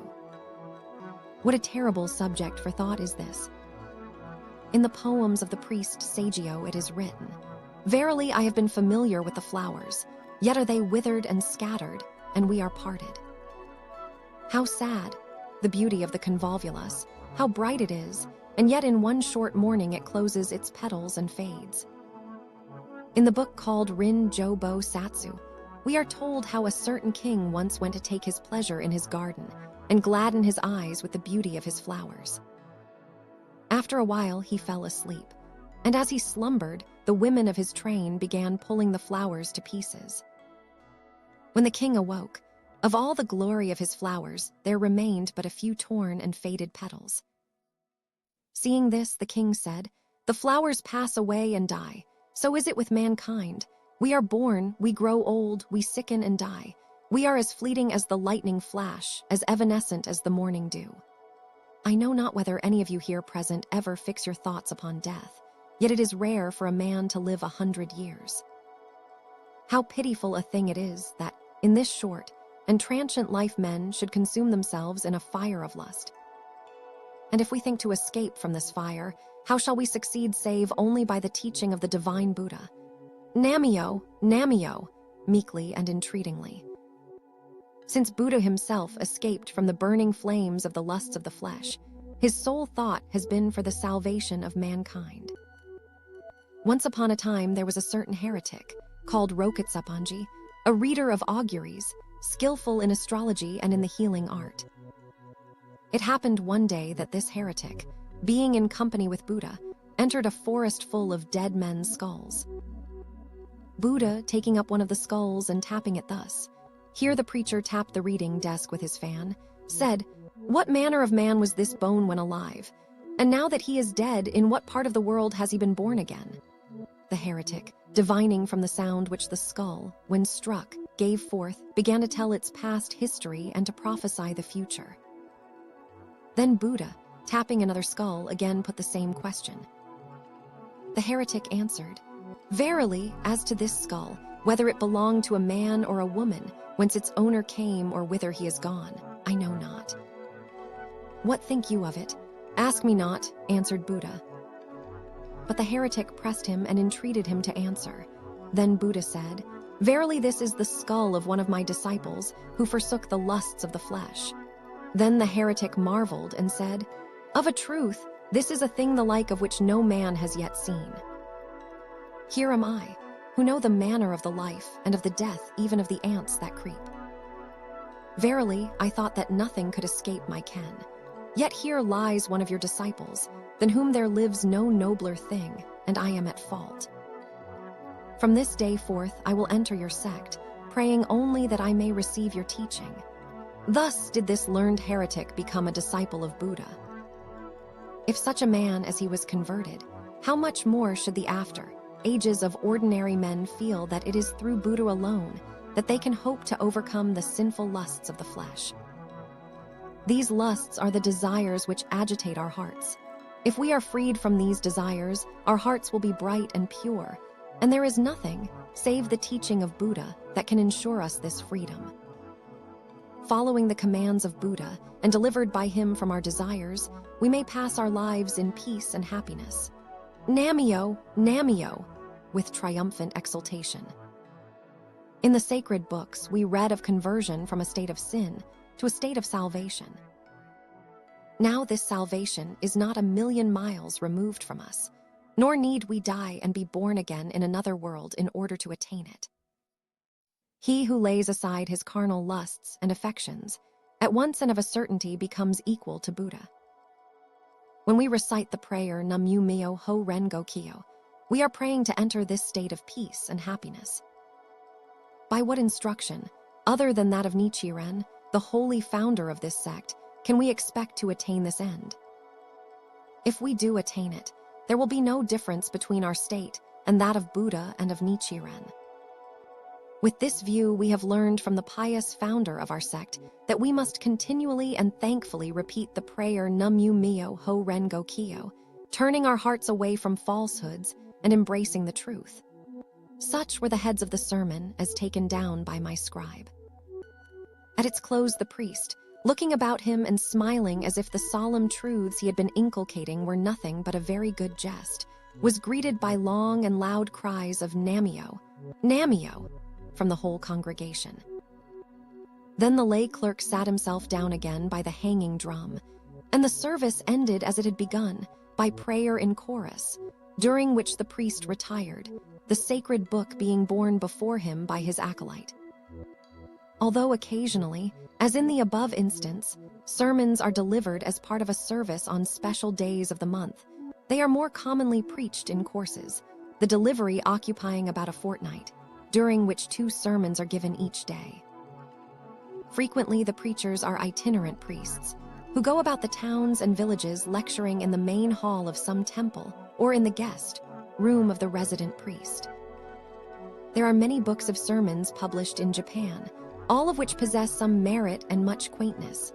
None that I have seen are, however, to my taste, comparable to the Kiu-o circumflex do, wa, of which the following 3 sermons compose the first volume. They are written by a priest belonging to the Shingaku sect, a sect professing to unite all that is excellent in the Buddhist, Confucian, and Shinto teaching. It maintains the original goodness of the human heart and teaches that we have only to follow the dictates of the conscience implanted in us at our birth in order to steer in the right path. The texts are taken from the Chinese classical books in the same manner as our preachers take theirs from the Bible. Jokes, stories sometimes untranslatable into our more fastidious tongue, and pointed applications to members of the congregation enliven the discourses, it being a principle with the Japanese preacher that it is not necessary to bore his audience into virtue.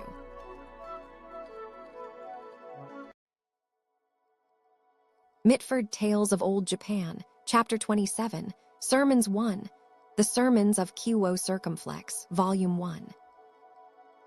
Moshi declares, "Goodness is the heart of man, rightness is the road of man." How pitiable a thing it is to abandon the road and wander astray, to fling away the heart and be at a loss whence to seek for it. The passage is drawn from the first chapter of Koshi, the commentator, on Moshi. Now this quality, which we call benevolence, has been handled by many teachers in their commentaries. But because those commentaries are hard to follow, they are too difficult for women and children to take in. It is of this benevolence that I purpose to discourse by means of examples and plain illustrations. A long time ago there lived at Kyoto a renowned physician named Imauji. I forget his other family name. He was a man of great reputation. Once a man from Kuramaguchi advertised a medicine which he had compounded against the cholera and engaged Imauji to write a puff for it. Imauji, instead of stating in the puff that the medicine was a specific against the cholera, misspelled the word cholera so as to render it simpler. When the man who had employed him reproached him about this and demanded the reason of his action, he answered with a smile.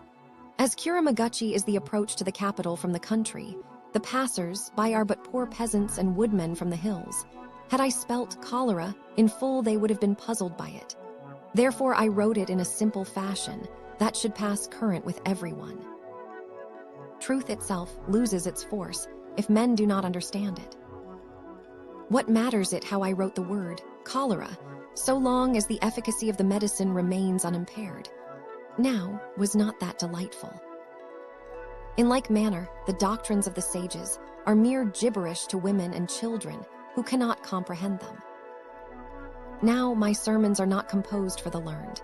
I address myself to farmers and tradesmen who, pressed down by their daily business, have no leisure for study, with the desire to make known to them the teachings of the sages. And carrying out the ideas of my teacher, I will state my meaning plainly, bringing forward examples and quaint tales. Thus, by mingling the doctrines of the Shinto, Buddhist, and other schools, we shall approach something near to the true principle of things. Now, indeed, you must not laugh if I introduce a light tale now and then. Levity is not my object. I merely desire to place things in a plain and easy form. Well then, the quality which we call benevolence is indeed a perfection, and it is this perfection which Moshi named the heart of man. With this perfect heart men, by serving their parents, attain to filial piety. By serving their masters they attain to fidelity. And if they treat their wives, their brothers, and their friends in the same spirit, then the principles of the 5 relations of life will harmonize without difficulty.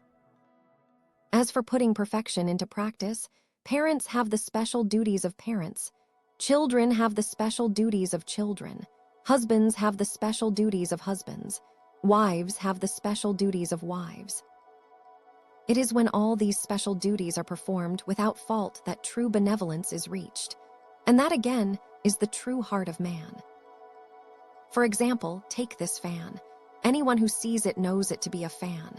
And knowing it to be a fan, no one would think of employing it to blow his nose. The special use of a fan is for formal visits, or else it is open to raise a cooling breeze. It serves no other end. In the same way, this reading desk will not do as a substitute for a shelf. Again, it will not serve instead of a pillow. So you see that a reading desk also has its distinct functions for which you must employ it.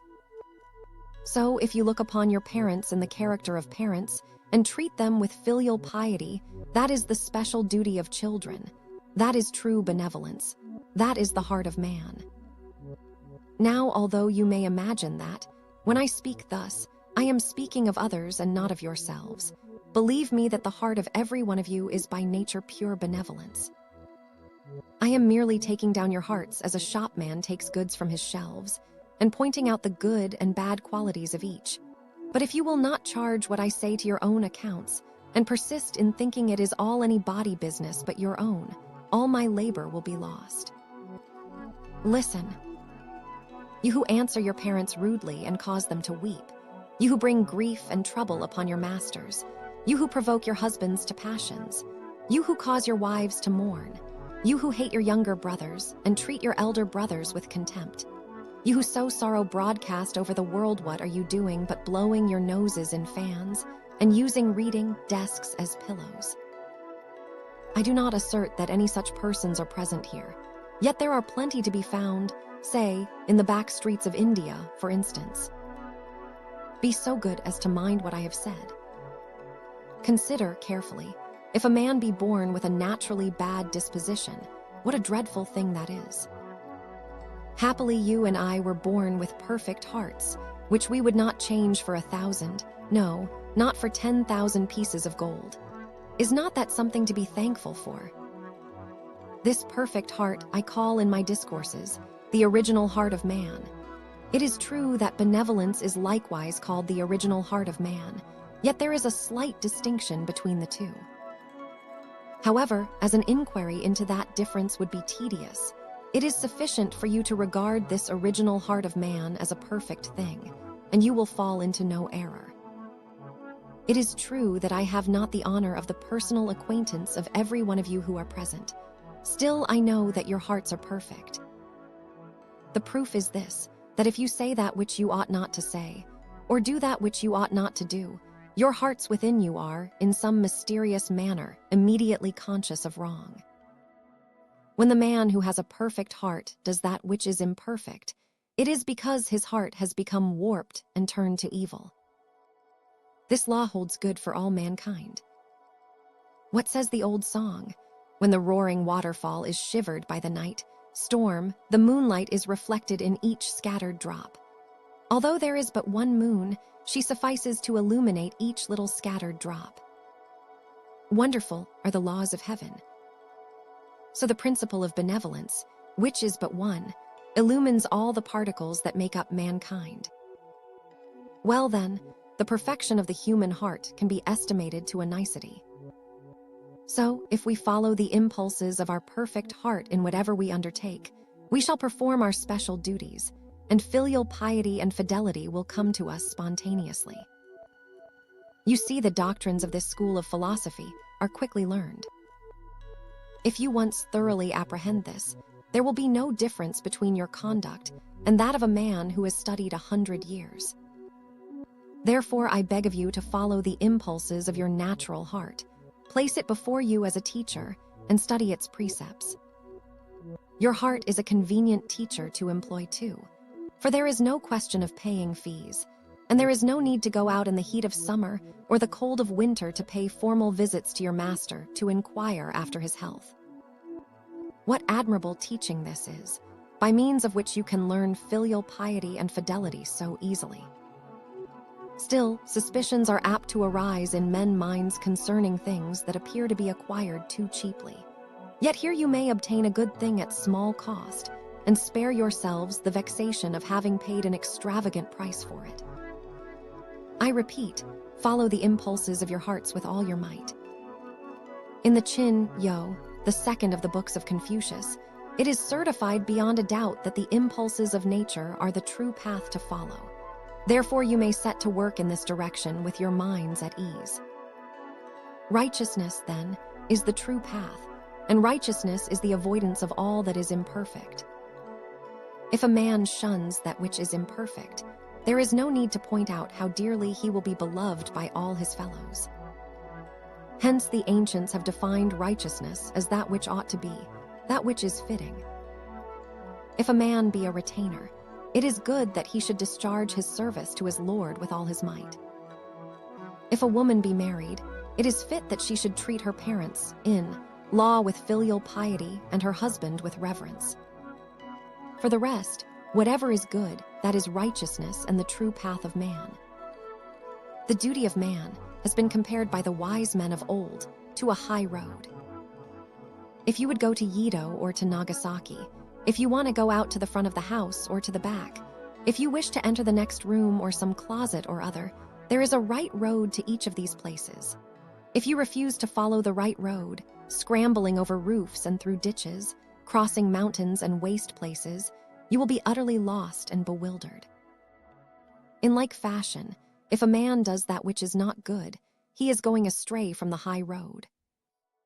Filial piety in children, virtue in wives, truth among friends, but why enumerate all these things which are plain? All these are the right road and good. But to grieve parents, to anger husbands, to hate and to breed hatred in others, these are evil things, these are the wrong road. To follow these is to plunge into rivers, to run upon thorns, to spring into ditches, and brings thousands upon 10,000s of disasters. It is true that, if we do not pay great attention, we shall not be able to follow the right road. Fortunately, we have by tradition heard the words of the learned Nakazawa Doni. I will tell you of that all in good time. It befell that, once, the learned Nakazawa went to preach at Ikeda, in the province of Sesshu, and lodged with a rich family of the lower class. The master of the house, who was particularly fond of sermons, entertained the preacher hospitably, and summoned his daughter, a girl of some 14 or 15 years, to wait upon him at dinner. This young lady was not only extremely pretty, but also had charming manners, so she arranged bouquets of flowers, made tea, played upon the harp, and laid herself out to please the learned man by singing songs. The preacher thanked her parents for all this and said, "Really, it must be a very difficult thing to educate a young lady up to such a pitch as this." The parents, carried away by their feelings, replied, "Yes, When she is married, she will hardly bring shame upon her husband family. Besides what she did just now, she can weave garlands of flowers round torches, and we had her taught to paint a little. And as they began to show a little conceit, the preacher said, "I am sure this is something quite out of the common run."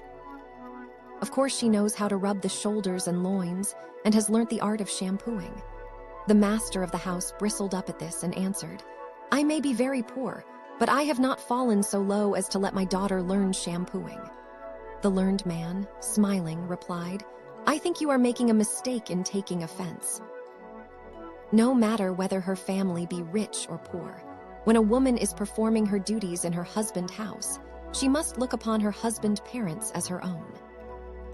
If her honored father-in-law or mother-in-law fall ill, her ability to plait flowers and paint pictures and make tea will be of no use in the sick room.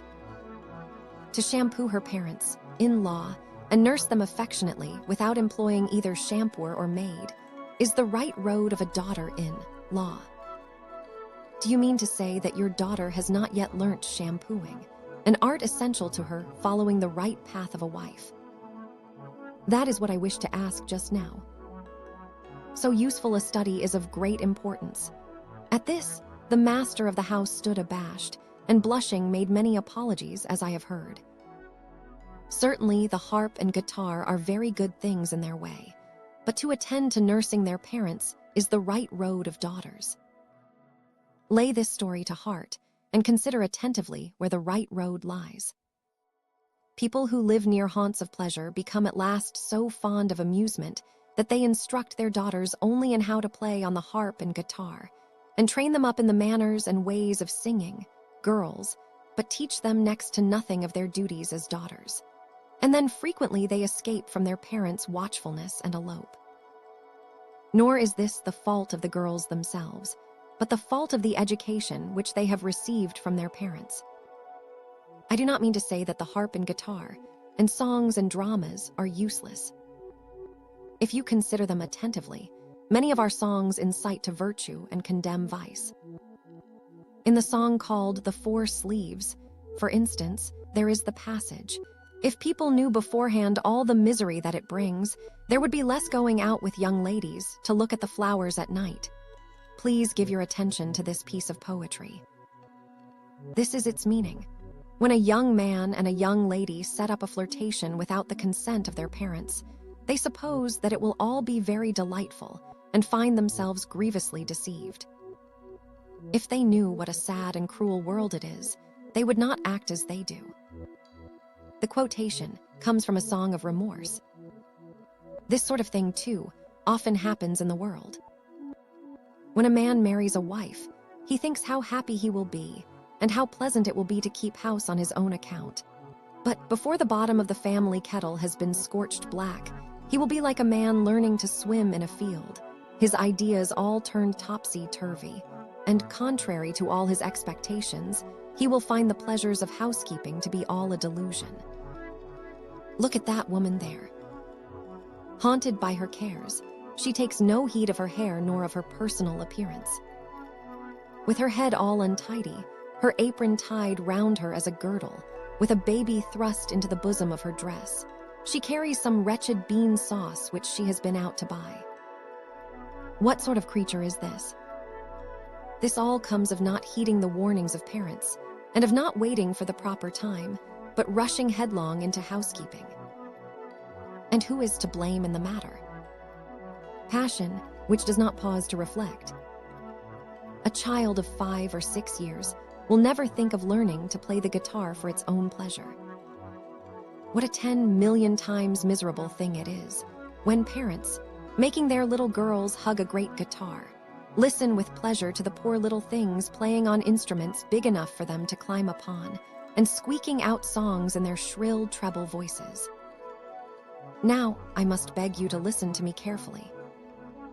If you grow confused and do not keep a sharp look out, your children, brought up upon harp and guitar playing, will be abandoning their parents and running away secretly. Depend upon it, from all that is licentious and meretricious, something monstrous will come forth. The poet who wrote "The Four Sleeves" considered it the right path of instruction to convey a warning against vice. But the theater and dramas and fashionable songs, if the moral they contain is missed, are a grievous mistake.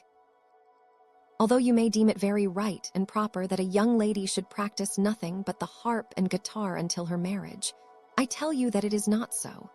For if she misses the moral of her songs and music, there is the danger of her falling in love with some man and eloping. While on this subject, I have an amusing story to tell you. Once upon a time, a frog, who lived at Kiu-ō, had long been desirous of visiting Osaka. One spring, having made up his mind, he set off to see Osaka and all its famous places. By a series of hops on all fours, he reached a temple opposite Oka, and thence by the western road he arrived at Yamazaki and began to ascend the mountain called Tennozen. Now it so fell out that a frog from Osaka had resolved to visit Kiu-ō and had also ascended Tennozen. And on the summit the two frogs met, made acquaintance, and told each other their intentions.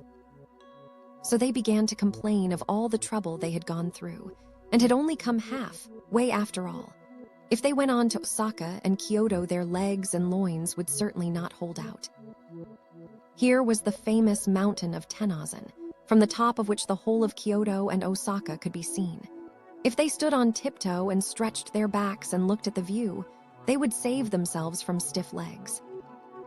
Having come to this conclusion, they both stood up on tiptoe and looked about them, when the Kiu-ō frog said, "Really, looking at the famous places of Osaka, which I have heard so much about, they do not seem to me to differ a bit from Kiu-ō. Instead of giving myself any further trouble to go on, I shall just return home."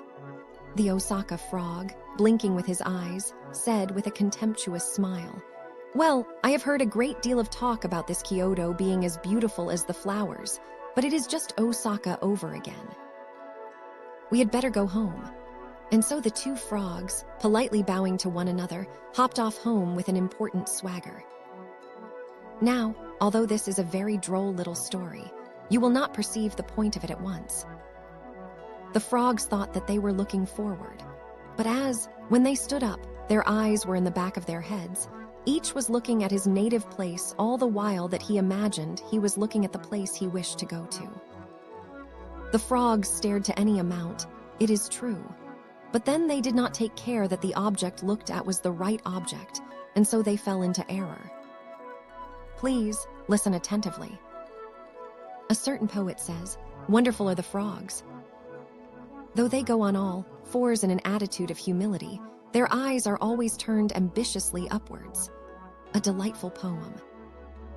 Men, although they say with their mouths, "Yes, yes, your wishes shall be obeyed certainly, certainly, you are perfectly right," are like frogs, with their eyes turned upwards. Vain fools. Meddlers ready to undertake any task, however much beyond their powers. This is what is called in the text, casting away your heart and not knowing where to seek for it. Although these men profess to undertake any earthly thing, when it comes to the point, leave them to themselves, and they are unequal to the work. And if you tell them so, they answer, "By the labor of our own bodies we earn our money, and the food of our mouths is of our own getting." We are beholden to no man. If we did not depend upon ourselves, how could we live in the world? There are many people who use these words, myself and my own, thoughtlessly and at hazard. How false is this vaunt of theirs? If there were no system of government by superiors, but only anarchy, these people who boast of themselves and their own powers would not stand a day. In the old days, at the time of the war at Ikai no Tani, Minamoto no Yoshitsune left Mikusa, in the province of Tamba, and attacked Setsu. Overtaken by the night among the mountains, he knew not what road to follow, so he sent for his retainer, Benkei of the temple called Musashi, and told him to light the great torches which they had agreed upon. Benkei received his orders and transmitted them to the troops, who immediately dispersed through all the valleys and set fire to the houses of the inhabitants, so that one and all blazed up, and by the light of this fire they reached Ikai no Tani, as the tale relates. If you think attentively, you will see the illusion. Those who vaunt my warehouse, my house, my farm, my daughter, my wife, hawking about this, my of theirs like peddlers, let there once come trouble and war in the world, and for all their vain gloriousness they will be as helpless as tortoises. Let them be thankful that peace is established throughout the land. The humane government reaches to every frontier. The officials of every department keep watch night and day. When a man sleeps under his roof at night, how can he say that it is due to himself that he stretches his limbs in slumber? You go your rounds to see whether the shutters are closed and the front door fast, and having taken every precaution, you lay you down to rest in peace. And what a precaution after all. A board 4/10 of an inch thick, planed down front and rear until it is only 2/10 of an inch thick. A fine precaution, in very truth, a precaution which may be blown down with a breath. Do you suppose such a thing would frighten a thief from breaking in? Such is the state of the case. Here are men who, by the benevolence and virtue of their rulers, live in a delightful world, and yet, forgetting the mysterious providence that watches over them, keep on singing their own praises. Selfish egotists. My property amounts to 5,000 ounces of silver. I may sleep with my eyes turned up, and eat and take my pleasure, if I live 500 or 700 years. I have 5 warehouses and 25 houses. I hold other people bills for 1,500 ounces of silver. So he dances for joy and has no fear that poverty will visit him for 50 or 100 years. Minds like frogs, with eyes in the middle of their backs. Foolhardy thoughts. A trusty castle of defense indeed. How little can it be depended upon? And when such men are sleeping quietly, how can they tell that they may not be turned into those great torches we spoke of just now, or that a mighty earthquake will not upheave? These are the chances of this changeful world. With regard to the danger of too great reliance, I have a little tale to tell you. Be so good as to wake from your drowsiness and listen attentively. There is a certain powerful shell, fish, called the sazier, with a very strong operculum. Now this creature, if it hears that there is any danger astir, shuts up its shell from within with a loud noise, and thinks itself perfectly secure. Sazier. When you shut up your lid from within, nobody can so much as point a finger at you. And as he was speaking thus, with the pride that apes humility, there came the noise of a great splash, and the shell fish, shutting his lid as quickly as possible, kept quite still, and thought to himself what in the world the noise could be. Could it be a net? Could it be a fish hook? What a bore it was, always having to keep such a sharp look out. Were the tie and the other fish caught, he wondered, and he felt quite anxious about them. However, at any rate, he was safe. And so the time passed, and when he thought all was secure, he stealthily opened his shell, slipped out his head and looked round him, and there seemed to be something wrong, something with which he was not familiar. As he looked a little more closely, lo and behold, there he was in a fishmonger's shop, with a card marked 16 cash upon his back. Is not that a droll story? And so, at one blow, all your vaunted wealth of houses and warehouses, and cleverness and talent, and rank and power are taken away. Poor shellfish. I think there are some folks, not unlike them, to be found in China and India. How little the self is to be depended upon. There is a moral poem which says, "It is easier to ascend to the cloudy heaven without a ladder than to depend entirely on oneself." This is what is meant by the text. If a man casts his heart from him, he knows not where to seek for it. Ponder twice upon everything that you do. To take no care in examining that which relates to yourself, but to look only at that which concerns others, is to cast your heart from you. Casting your heart from you does not mean that your heart actually leaves you. What is meant is that you do not examine your own conscience. Nor suppose that what I have said upon this point of self, confidence applies only to wealth and riches. to rely on your talents, to rely on the services you have rendered, to rely on your cleverness, to rely on your judgment, to rely on your strength, to rely on your rank, and to think yourself secure in the possession of these is to place yourselves in the same category with the shell, fish in the tail. In all things examine your own consciences. The examination of your own hearts is above all things essential. The preacher leaves his place.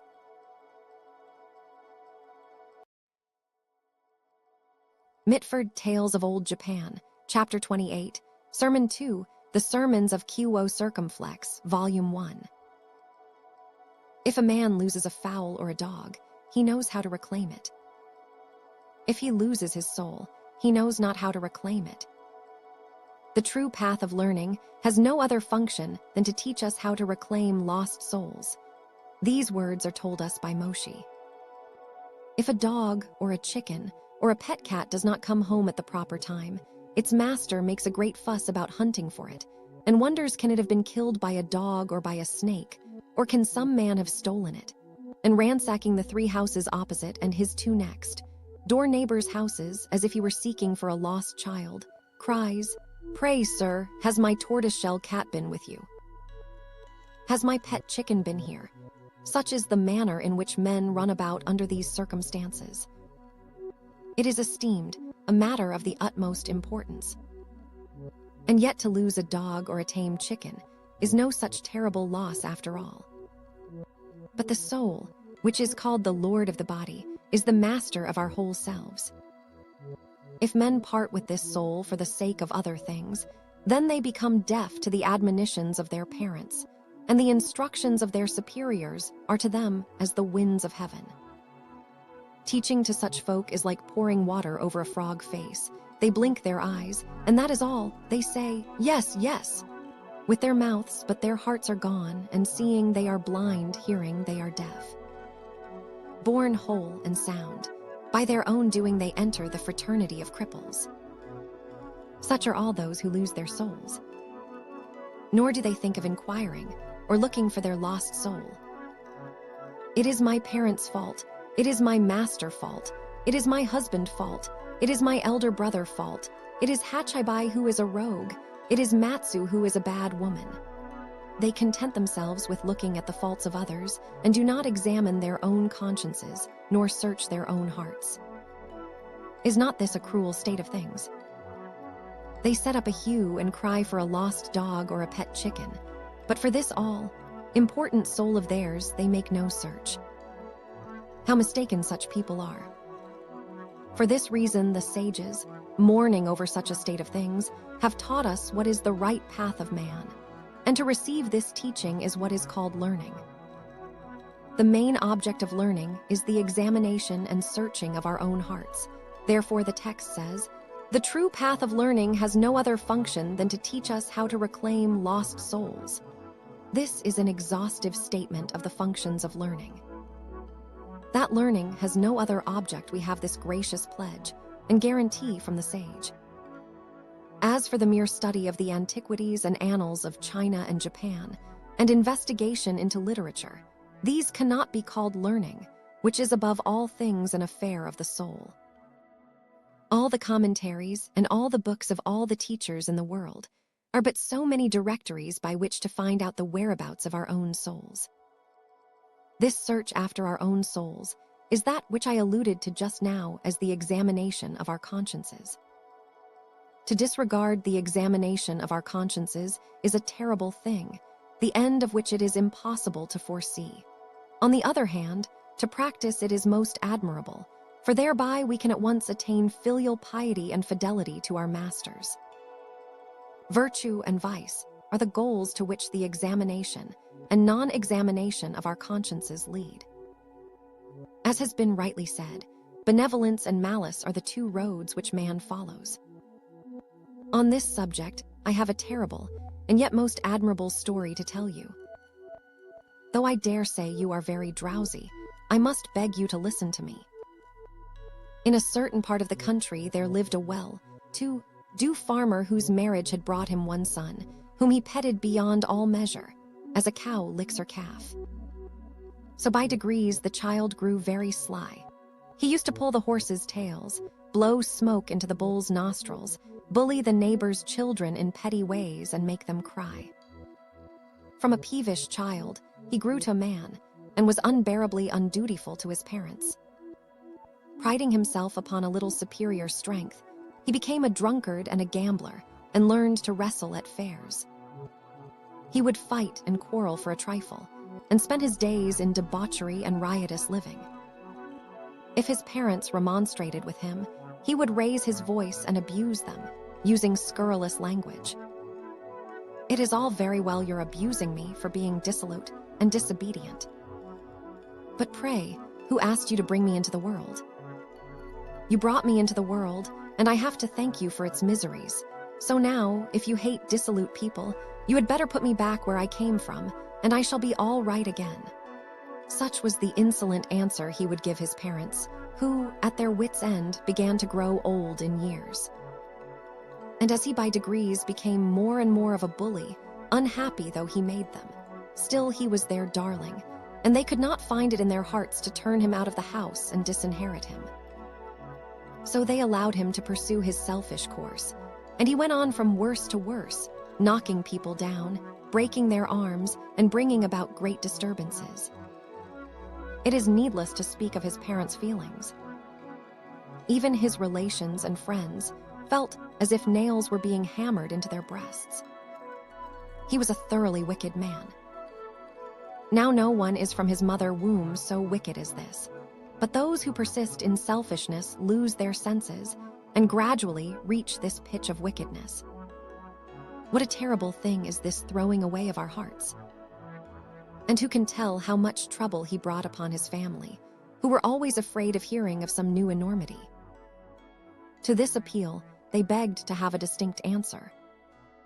The parents, reflecting that to separate themselves from their relations, even for the sake of their own son, would be an act of disrespect to their ancestors, determined to invite their relations to assemble and draw up a petition to the government for leave to disinherit their son, to which petition the family would all affix their seals according to form. So they begged them to come in the evening and bring their seals with them. This was their reply. There is an old saw which says, "The old cow licks her calf, and the tigress carries her cub in her mouth. If the instinct of beasts and birds prompts them to love their young, how much the more bitter must it be for a man to have to disown his own son?" All this trouble sprang from this youth, casting his heart from him. Had he examined his own conscience, the storm of waves and of wind would not have arisen, and all would have been calm. But as he refused to hearken to his conscience, his parents, much against their will, were forced to visit him with the punishment of disinheritance, which he had brought upon himself. A sad thing indeed. In the poems of his Reverence Tokyuhen, a modern poet, there is the passage, "Since Buddha thus winds himself round our hearts, let the man who dares to disregard him fear for his life."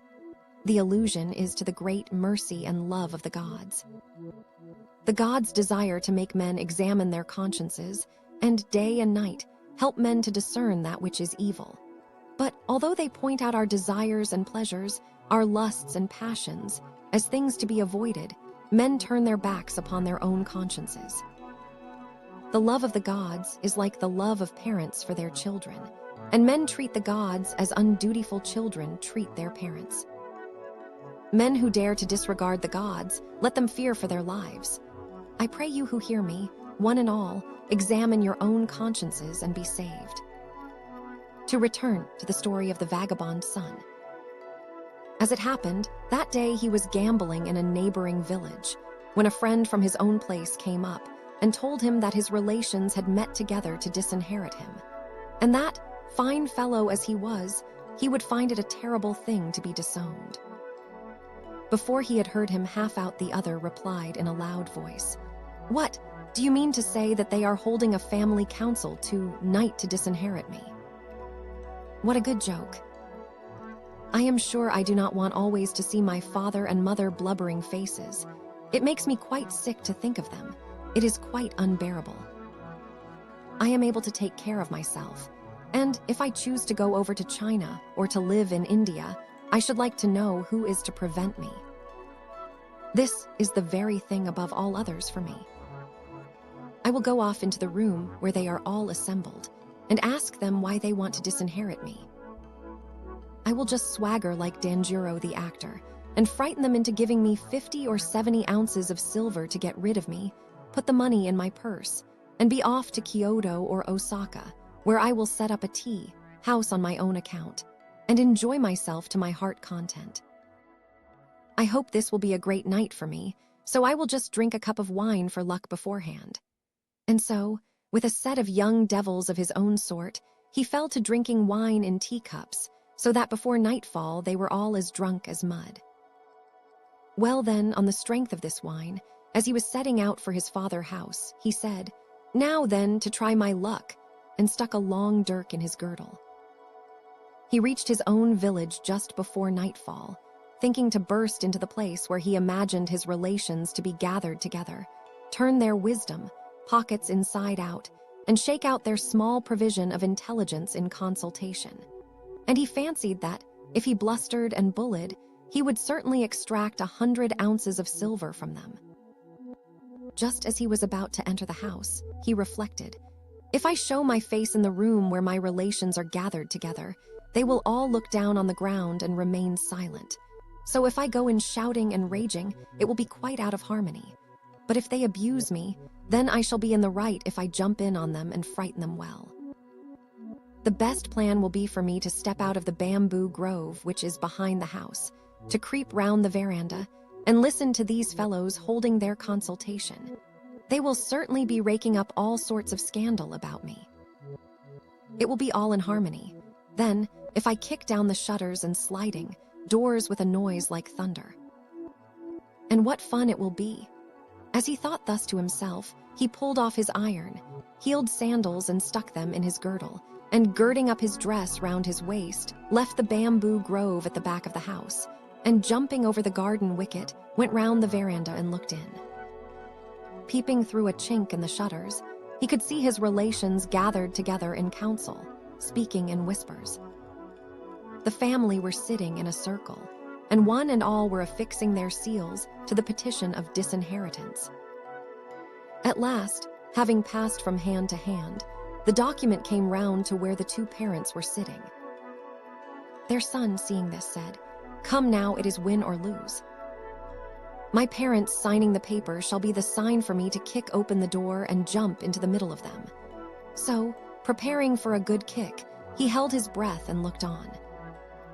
What terrible perversion man can allow his heart to come to? Moshe has said that man by nature is good. But although not a particle of fault can be found with what he has said, when the evil we have learned becomes a second nature, men reach this fearful degree of wickedness. When men come to this pass, Koshi and Moshe themselves might preach to them for 1,000 days, and they would not have strength to reform. Such hardened sinners deserve to be roasted in iron pots in the nethermost hell.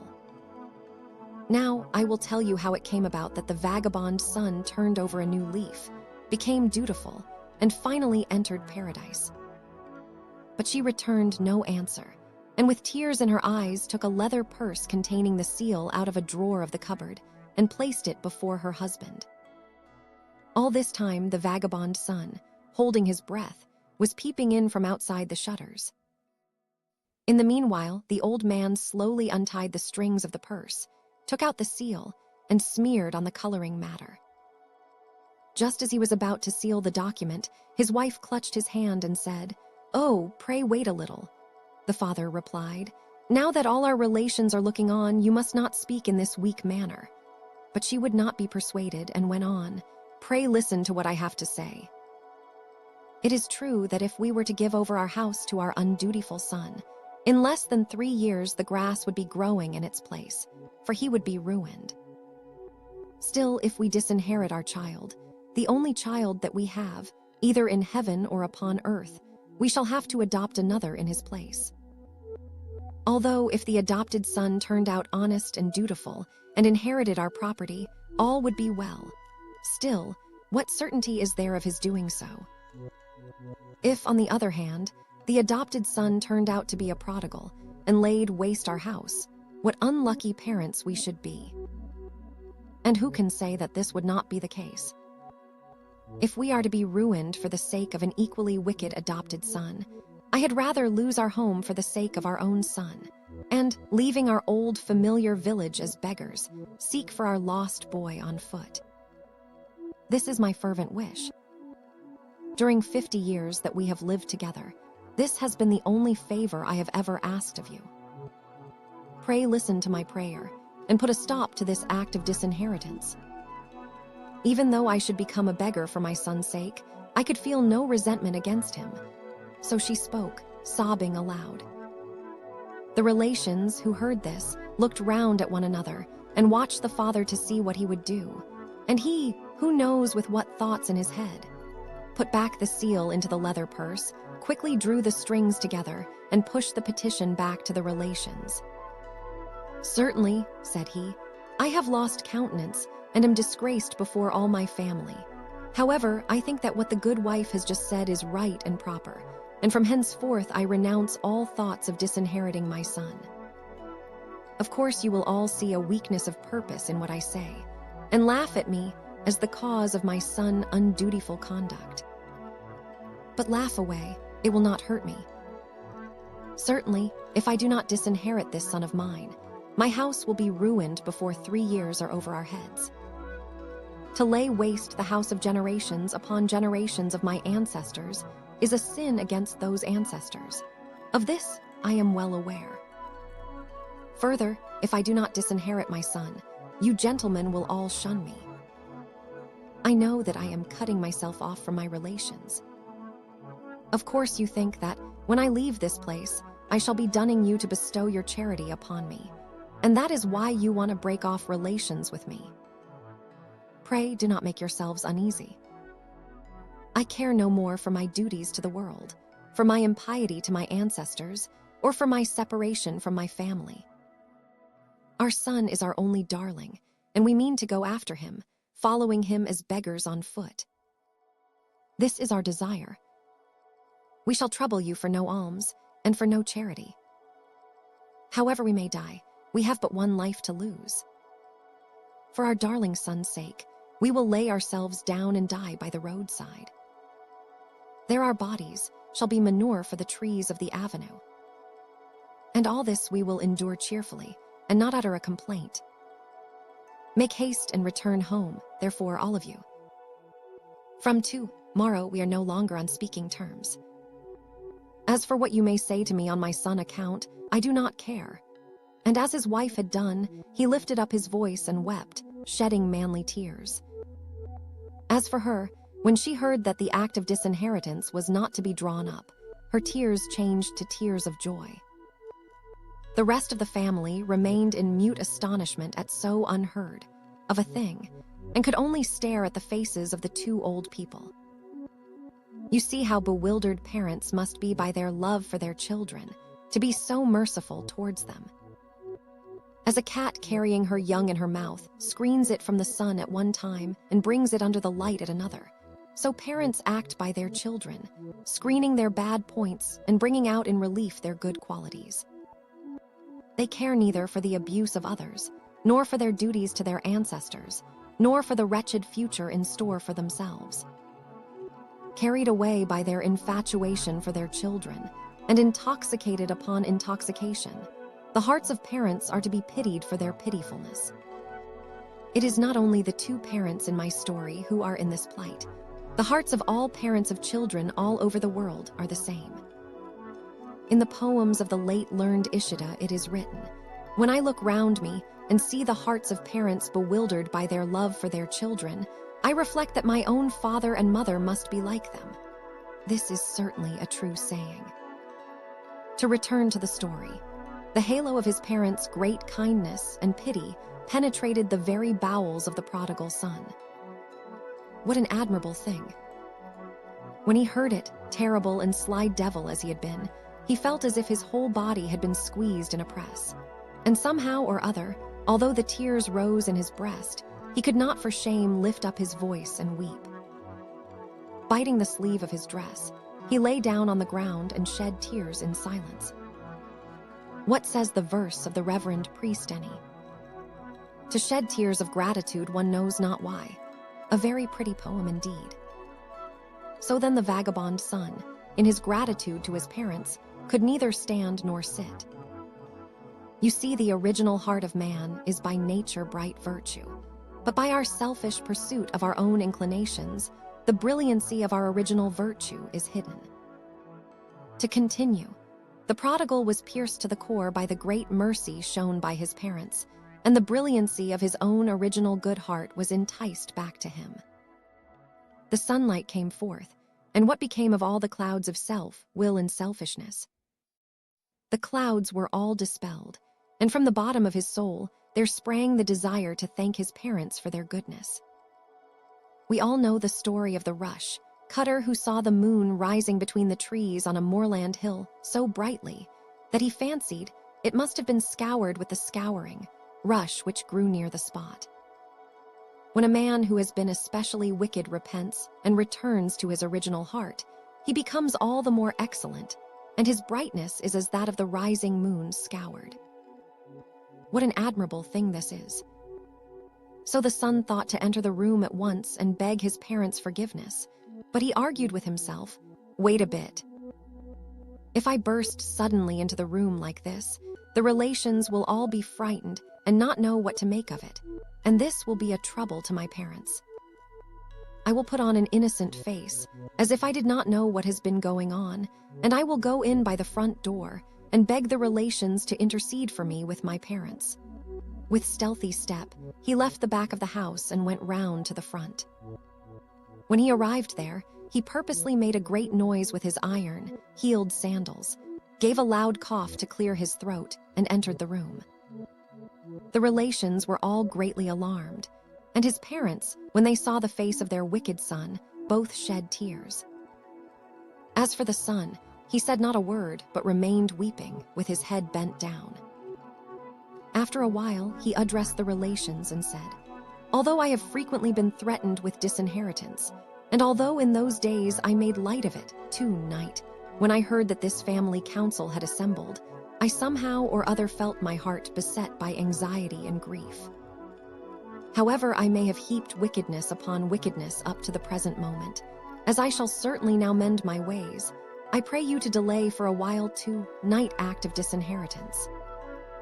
I do not venture to ask for a long delay, I ask but for 30 days, and if within that time I shall not have given proofs of repentance, disinherit me, I shall not have a word to say. I pray you, gentlemen, to intercede with my parents that they may grant this delay of 30 days, and to present them my humble apologies. With this, he rubbed his head on the mat, as a humble suppliant, in a manner most foreign to his nature. The relations, after hearing the firm and resolute answer of the parents, had shifted about in their places, but although they were on the point of leaving the house, had remained behind, sadly out of harmony, when the son came in, and happily with a single word set all in tune again. So the relations addressed the parents and said, pray defer tonight affair, and laid the son apologies at their feet. As for the parents, who would not have disinherited their son even had he not repented, how much the more when they heard what he said did they weep for joy. And the relations, delighted at the happy event, exhorted the son to become truly dutiful, and so that night council broke up. Thus this son, in the turn of a hand, became a pious child, and the manner in which he served his parents was that of a tender and loving child. His former evil ways he extinguished utterly. The fame of this story rose high in the world, and before half a year had passed, it reached the ears of the lord of the manor who, when he had put on his noble spectacles and investigated the case, appointed the son to be the head man of his village. You may judge by this what the son filial piety effected. 3 years after these events, his mother, who was on her death bed and very sick, called for him and said, when some time since the consultation was being held about disinheriting you, by some means or other your heart was turned, and since then you have been a dutiful son above all others. If at that time you had not repented, and I had died in the meanwhile, my soul would have gone to hell without fail, because of my foolish conduct towards you. But now that you have repented, there is nothing that weighs upon me, and there can be no mistake about my going to paradise. So the fact of my becoming one of the saints will all be the work of your filial piety." And the story goes that with these words the mother, lifting up her hands in prayer, died. To be sure, by the deeds of the present life, we may obtain a glimpse into the future. If a man heart is troubled by his misdeeds in this life, it will again be tortured in the next. The troubled heart is hell. The heart at rest is paradise. The trouble, or the peace of parents, depends upon their children. If their children are virtuous, parents are as the saints. If their children are wicked, parents suffer the tortures of the damned. If once your youthful spirits, in a fit of heedlessness, have led you to bring trouble upon your parents and cause them to weep, just consider the line of argument I have been following. From this time forth repent and examine your own hearts. If you will become dutiful, your parents from this day will live happy as the saints. But if you will not repent and persist in your evil ways, your parents will suffer the pains of hell. Heaven and hell are matters of repentance or non-repentance. Repentance is the finding of the lost heart, and it is also the object of learning. I shall speak to you further upon this point tomorrow evening.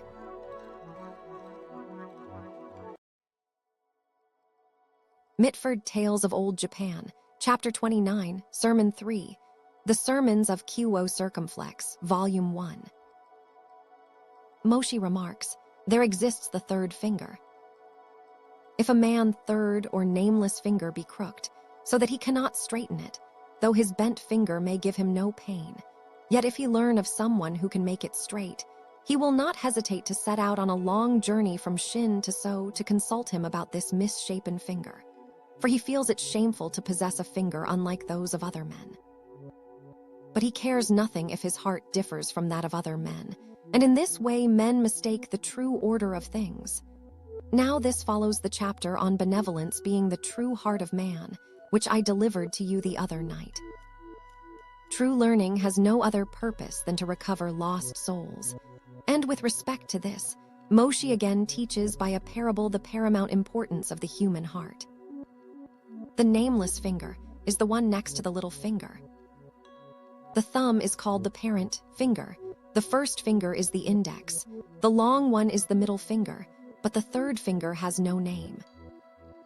Admittedly, it is sometimes styled the rouge finger, but that is a name used by ladies and not generally current.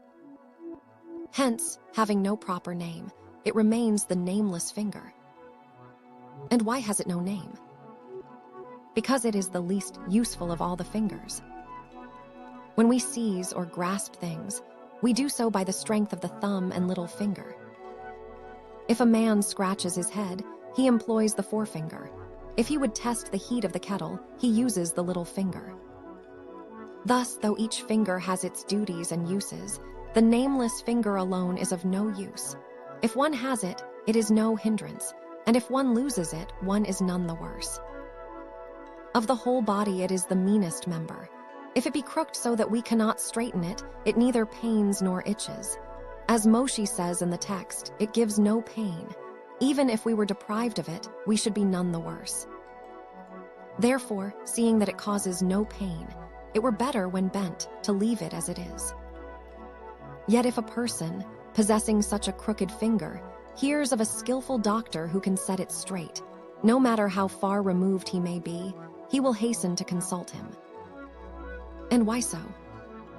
Because he is ashamed of having a finger somewhat unlike those of the world, and therefore wishes to be cured, and will think nothing of traveling from Shin to So, a journey of 1,000 miles for this purpose. Certainly, men are very sensitive and acutely alive to a sense of shame, and in that respect they are right. The feeling of shame at what is wrong is the beginning of virtue. The perception of shame is innate in men, but there are two kinds of shame. There are those who are ashamed in matters of the body, but who know no shame concerning their hearts, and a grievous error they commit. Nothing can be compared in importance with the heart. The heart is called the lord of the body, which it governs as a master rules his household. Shall the Lord, the heart, be sick and his sickness neglected, while his servants, the members only, receive care? If the knee be lacerated, apply tinder to staunch the bleeding. If the moxa suppurate, lay a plaster. If one catch cold, prepare medicine, garlic, gruel, and ginger wine. For a trifle, you will doctor and tend your bodies, and yet for your hearts you will take no care. Though born of mankind, if your hearts resemble those of devils, of foxes, of snakes, or of crows, rather than the hearts of men, you take no heed, caring only for the body. Whence comes such mistake? It is an old folly, and that was the point Moshe made when he said that to be mindful of a deformed finger and to ignore the soul deformities was to invert the true order. This is not distinguishing between what is important and what is trivial, picking up a trifle and passing by something of value. Human instinct prompts us to prefer the great to the small, the important to the unimportant. If a man is invited out to a feast by his relations or acquaintances, when the guests are gathered and the principal part of the feast has vanished, he looks about him, the eyeballs starting, and stares at his neighbors, comparing the little titbits of roast fowl or fish placed before them, noticing that they are about half an inch larger than those set before him. Then, swelling with anger, he thinks, "What on earth can the host be about? Master Tarube is a guest, but so am I. What does the fellow mean by helping me so meanly? There must be some malice or ill will here," and so his mind turns against the host. Consider this. Does a man show his spite by grudging a bit of roast fowl or meat? And yet even in such trifles, do men reveal how they covet what is great and despise what is small? How can men feel shame for a deformed finger and consider it no misfortune that their hearts are crooked? Thus they abandon substance for shadow. Moshe severely rebukes the neglect of the true order of things. What mistaken and bewildered creatures are men? What says the old song? Hidden far among the mountains, the tree which seems rotten, if its core yet lives, may be made to bear blossoms. What matters it if the hand or foot be deformed? The heart is the essential thing. If the heart be awry, what though your skin be fair, your nose aquiline, your hair handsome? All these please the eye alone and are utterly useless. It is as if you were to put horse dung into a gold lacquer luncheon box. This is what one calls a fair outside, deceptive in appearance. There is the scullery, maid been washing out the pots at the kitchen sink, and the scullion Chikichi comes up and says to her, "You have got a lot of charcoal smut sticking to your nose," and points out to her the ugly spot. The scullery maid is delighted to be warned of this, and answers, "Really? Whereabouts is it?" Then she twists a towel round her finger, and bending her head till mouth and forehead are almost level, she squints at her nose and twiddles away with her fingers as if she were the famed Godo at work, carving the ornaments of a sword handle. I say, Master Chikichi, is it off yet? Not a bit of it. You have smeared it all over your cheeks now. Oh dear, where can it be? And so she uses the water basin as a looking glass and washes her face clean. Then she muses, "What a dear boy Chikichi is," and deems it fitting out of gratitude to ladle relishes into his supper, thanking him repeatedly. But if this same Chikichi were to come to her and say, "Now really, how lazy you are. I wish you would manage to be rather less of a shrew," what would the scullery maid reply then? Reflect a moment. Drat the boy impudence. If I were of a bad heart or an angular disposition, should I be here helping him? You go and be hung. See if I lave your dirty bedclothes for you again. And she becomes a perfect devil, minus only the horns. There are others besides the poor scullery maid who are like this. Gundabe adjusts his dress with minute care. "Thank you, sir. I am 10 million times obliged for your attention. If ever there should be any matter in which I can serve you, I beg you will favor me by letting me know." And with a beaming face, he expresses his gratitude. Now to the other side. Gundabe, you are foolish. You do not appear to understand at all. I beg you to be of frank and honest heart. It makes me quite sad to see a man heart warped thus. What is his answer? He turns his sword in his girdle ready to draw, and fingers the hilt impatiently. It looks as if a quarrel must soon follow. Indeed, if you help a man in any matter touching a bodily fault, he receives it kindly and sets about amending it. If anyone helps another to correct a fault of the heart, he deals with a man in the dark, who flies into a rage and cares nothing to reform. How out of tune all this is. And yet people are bewildered to this extent. Nor is this an unusual failing. This mistaken estimation of great and small, of color and substance, is common to us all, to you and to me. Pray give me your attention. Form strikes the eye, the heart strikes it not. Therefore, that the heart should be distorted and turned awry causes no immediate pain. All this results from lack of sound judgment, and that is why we cannot afford neglect. The master of a certain house calls his servant Chikichi, who sits nodding in the kitchen. Here, Chikichi. The guests have all gone. Come and clear away the wine and fish in the back room. Chikichi rubs his eyes, and with a sulky answer goes into the back room, and, looking round, sees all the nice things arrayed on the trays and in the bowls. It is wonderful how his drowsiness vanishes. No one need hurry him now. His eyes glare with greed as he says, "Hullo, here are a lot of tempting things. There is but one help of that omelet left in the tray. What a hungry crew of guests. What is this? It looks like fish rissoles." And with that he takes one, and he stuffs his mouth full. Then, on one side, a dish of young cuttlefish in a Chinese porcelain bowl catches his eye. There the little beauties sit in a ring, like Buddhist priests in meditation. Oh goodness, how nice! And just as he is dipping finger and thumb, he hears his master footstep, and knowing he is doing wrong, he crams his prize into the sleeve, pocket, and stoops to carry off the wine, kettle, and cups. And as he does this, out tumble the cuttlefish from his sleeve. The master sees them. What is that? Chikichi, feigning ignorance, beats the mats and keeps repeating, "Come again the day before yesterday, come again the day before yesterday." But it is useless for him to try to persuade his master that the little cuttlefish are spiders, for they bear no likeness to them. It is vain to conceal things, they will come to light, and so it is with the heart, its purposes will out. If the heart is enraged, dark veins stand out on the forehead. If the heart is grieved, tears rise to the eyes. If the heart is joyous, dimples form in the cheeks. If the heart is merry, the face smiles. Thus the countenance reflects the emotions of the heart. It is not because the eyes are filled with tears that the heart is sad, nor because the veins swell on the brow that the heart is angry. The heart leads in all things. All the important affections of the heart manifest on the outward surface. In the great learning of Koshi it is written, "The truth of what is within appears upon the surface." How then can the heart be hidden?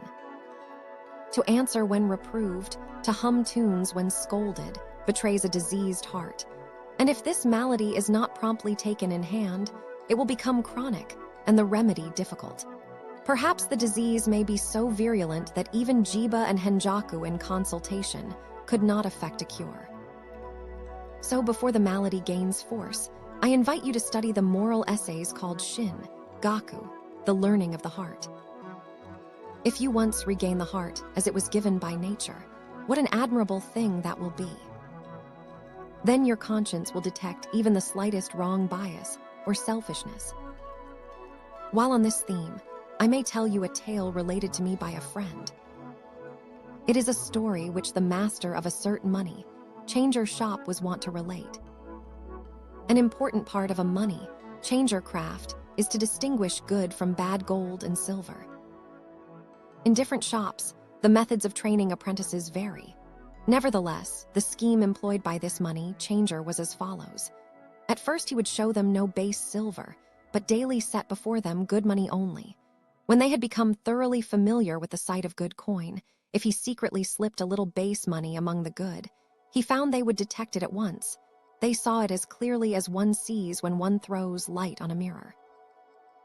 This faculty of detecting base money at a glance resulted from having learned thoroughly to recognize good money. Once taught so, the apprentices would not err about a piece of base coin during their whole lives, as I was told. I cannot vouch for the absolute truth of this, but it is certain the principle, applied to moral instruction, is an excellent one.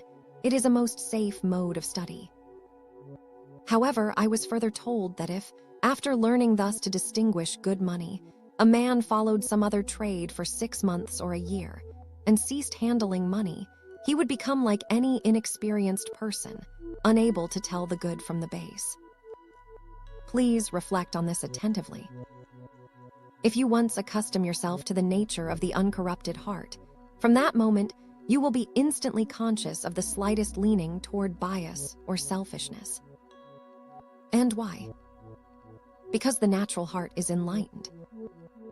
When a man has once learned that which is perfect, he will never consent to accept that which is imperfect. But if, after acquiring this knowledge, he again keeps his natural heart at a distance and gradually forgets to recognize what is perfect, he finds himself in darkness again, unable to distinguish base coin from good. I entreat you to be careful. If a man falls into bad habits, he no longer perceives the difference between the good promptings of his natural heart and the evil promptings of a corrupt heart. From that benighted standpoint, he can carry out none of his intentions, and he has to shrug his shoulders, sighing and sighing again. A creature much to be pitied indeed.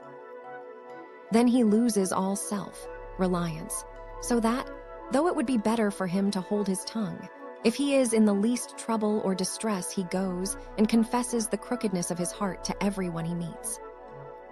What a wretched state for a man to be in. For this reason, I beg you to learn thoroughly the true silver of the heart, so that you may make no mistake about base coin. I pray that you and I, during our lives, may never leave the path of true principles. I have an amusing story to tell in connection with this, if you will listen. Once, when the autumn nights began to grow chilly, 5 or 6 tradesmen of modest comfort had met together to chat. Having packed their picnic, box and wine, flask, they went to a temple on the hills, where a friendly priest lived, that they might listen for the stags roaring. With this intent they called on the priest, borrowed the guest chambers of the monastery, and as they waited to hear the deer roar, some began to compose poetry. One would write a verse in Chinese, another a verse of 17 syllables, and as they passed the wine cup the sun set, yet no deer uttered a call. 8 o'clock came, and 10 o'clock came, still not a sound from the deer.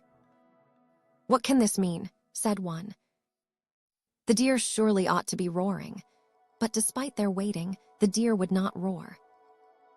At last the friends grew sleepy, bored with composing songs and verses, began to yawn, and abandoned talking over the woes and troubles of life. And as all fell silent, one of them, a man of 50 years, stopping the circulation of the wine cup, said, "Well, certainly, gentlemen, thanks to you, we have spent the evening in very pleasant conversation. However, although I am enjoying myself greatly in this way, my people at home must be getting anxious, and so I begin to think we ought to leave off drinking." "Why so?" said the others. "Well, I will tell you. You know that my only son is 22 this year, and a troublesome fellow he is, too. When I am at home, he helps sulkily enough in the shop, but as soon as he does not see the shadow of me, he hoists sail and is off to some bad haunt. Though relations and connections are always preaching to him, not a word has more effect than wind blowing into a horse ear. When I think I shall have to leave my property to such a fellow, my heart grows small indeed. Though thanks to those from whom I have succeeded, I lack for nothing, still, when I think of my son, I shed tears of blood night and day." And as he spoke with a sigh, a man of about 45 said, "No, no, though you make so much of your misfortunes, your son is but a little extravagant after all." There is no great cause for grief there. I have a very different story. Of late, my shopmen, for one reason or another, have been running me into debt, thinking nothing of a debt of 50 or 70 ounces, and so the ledgers get all wrong. Just think of that. Here have I been keeping these fellows since they were little children unable to blow their own noses, and now, as soon as they become useful in the shop, they begin running up debts and are no good to their master. You see, you need only spend your money on your own son. Then another gentleman said, "Well, I think that to spend money on your shop, people is no great hardship after all." Now I have had trouble lately. I cannot get a penny from my customers. One man owes me 15 ounces, another owes me 25 ounces. But before the old gentleman had half finished, his neighbor cried out, "No, no, all you gentlemen live in luxury compared to me. Listen to what I suffer. My wife and my mother cannot agree in any way. All day they are like two cows, butting one another with their horns. The house is as unbearable as if full of smoke. I oft think it would be better to send my wife back to her village, but then I have 2 little children. If I side with my wife, my mother becomes low-spirited. If I scold my wife, she says I treat her harshly because she is not of my blood, and then she hates me. The trouble and anxiety are beyond description. I am like a post set up between them." And so they all twaddled in chorus, each about his own troubles. At last one of the gentlemen, recollecting himself, said, "Well, gentlemen, certainly the deer ought to be roaring, but we have been so absorbed in our talk that we do not know whether we have missed hearing them." With that he pushed aside the sliding door of the veranda and looked out, and lo and behold, a great stag stood perfectly silent in the garden. "Hullo," said the man to the deer, "what is this? Since you have been there all the time, why did you not roar?"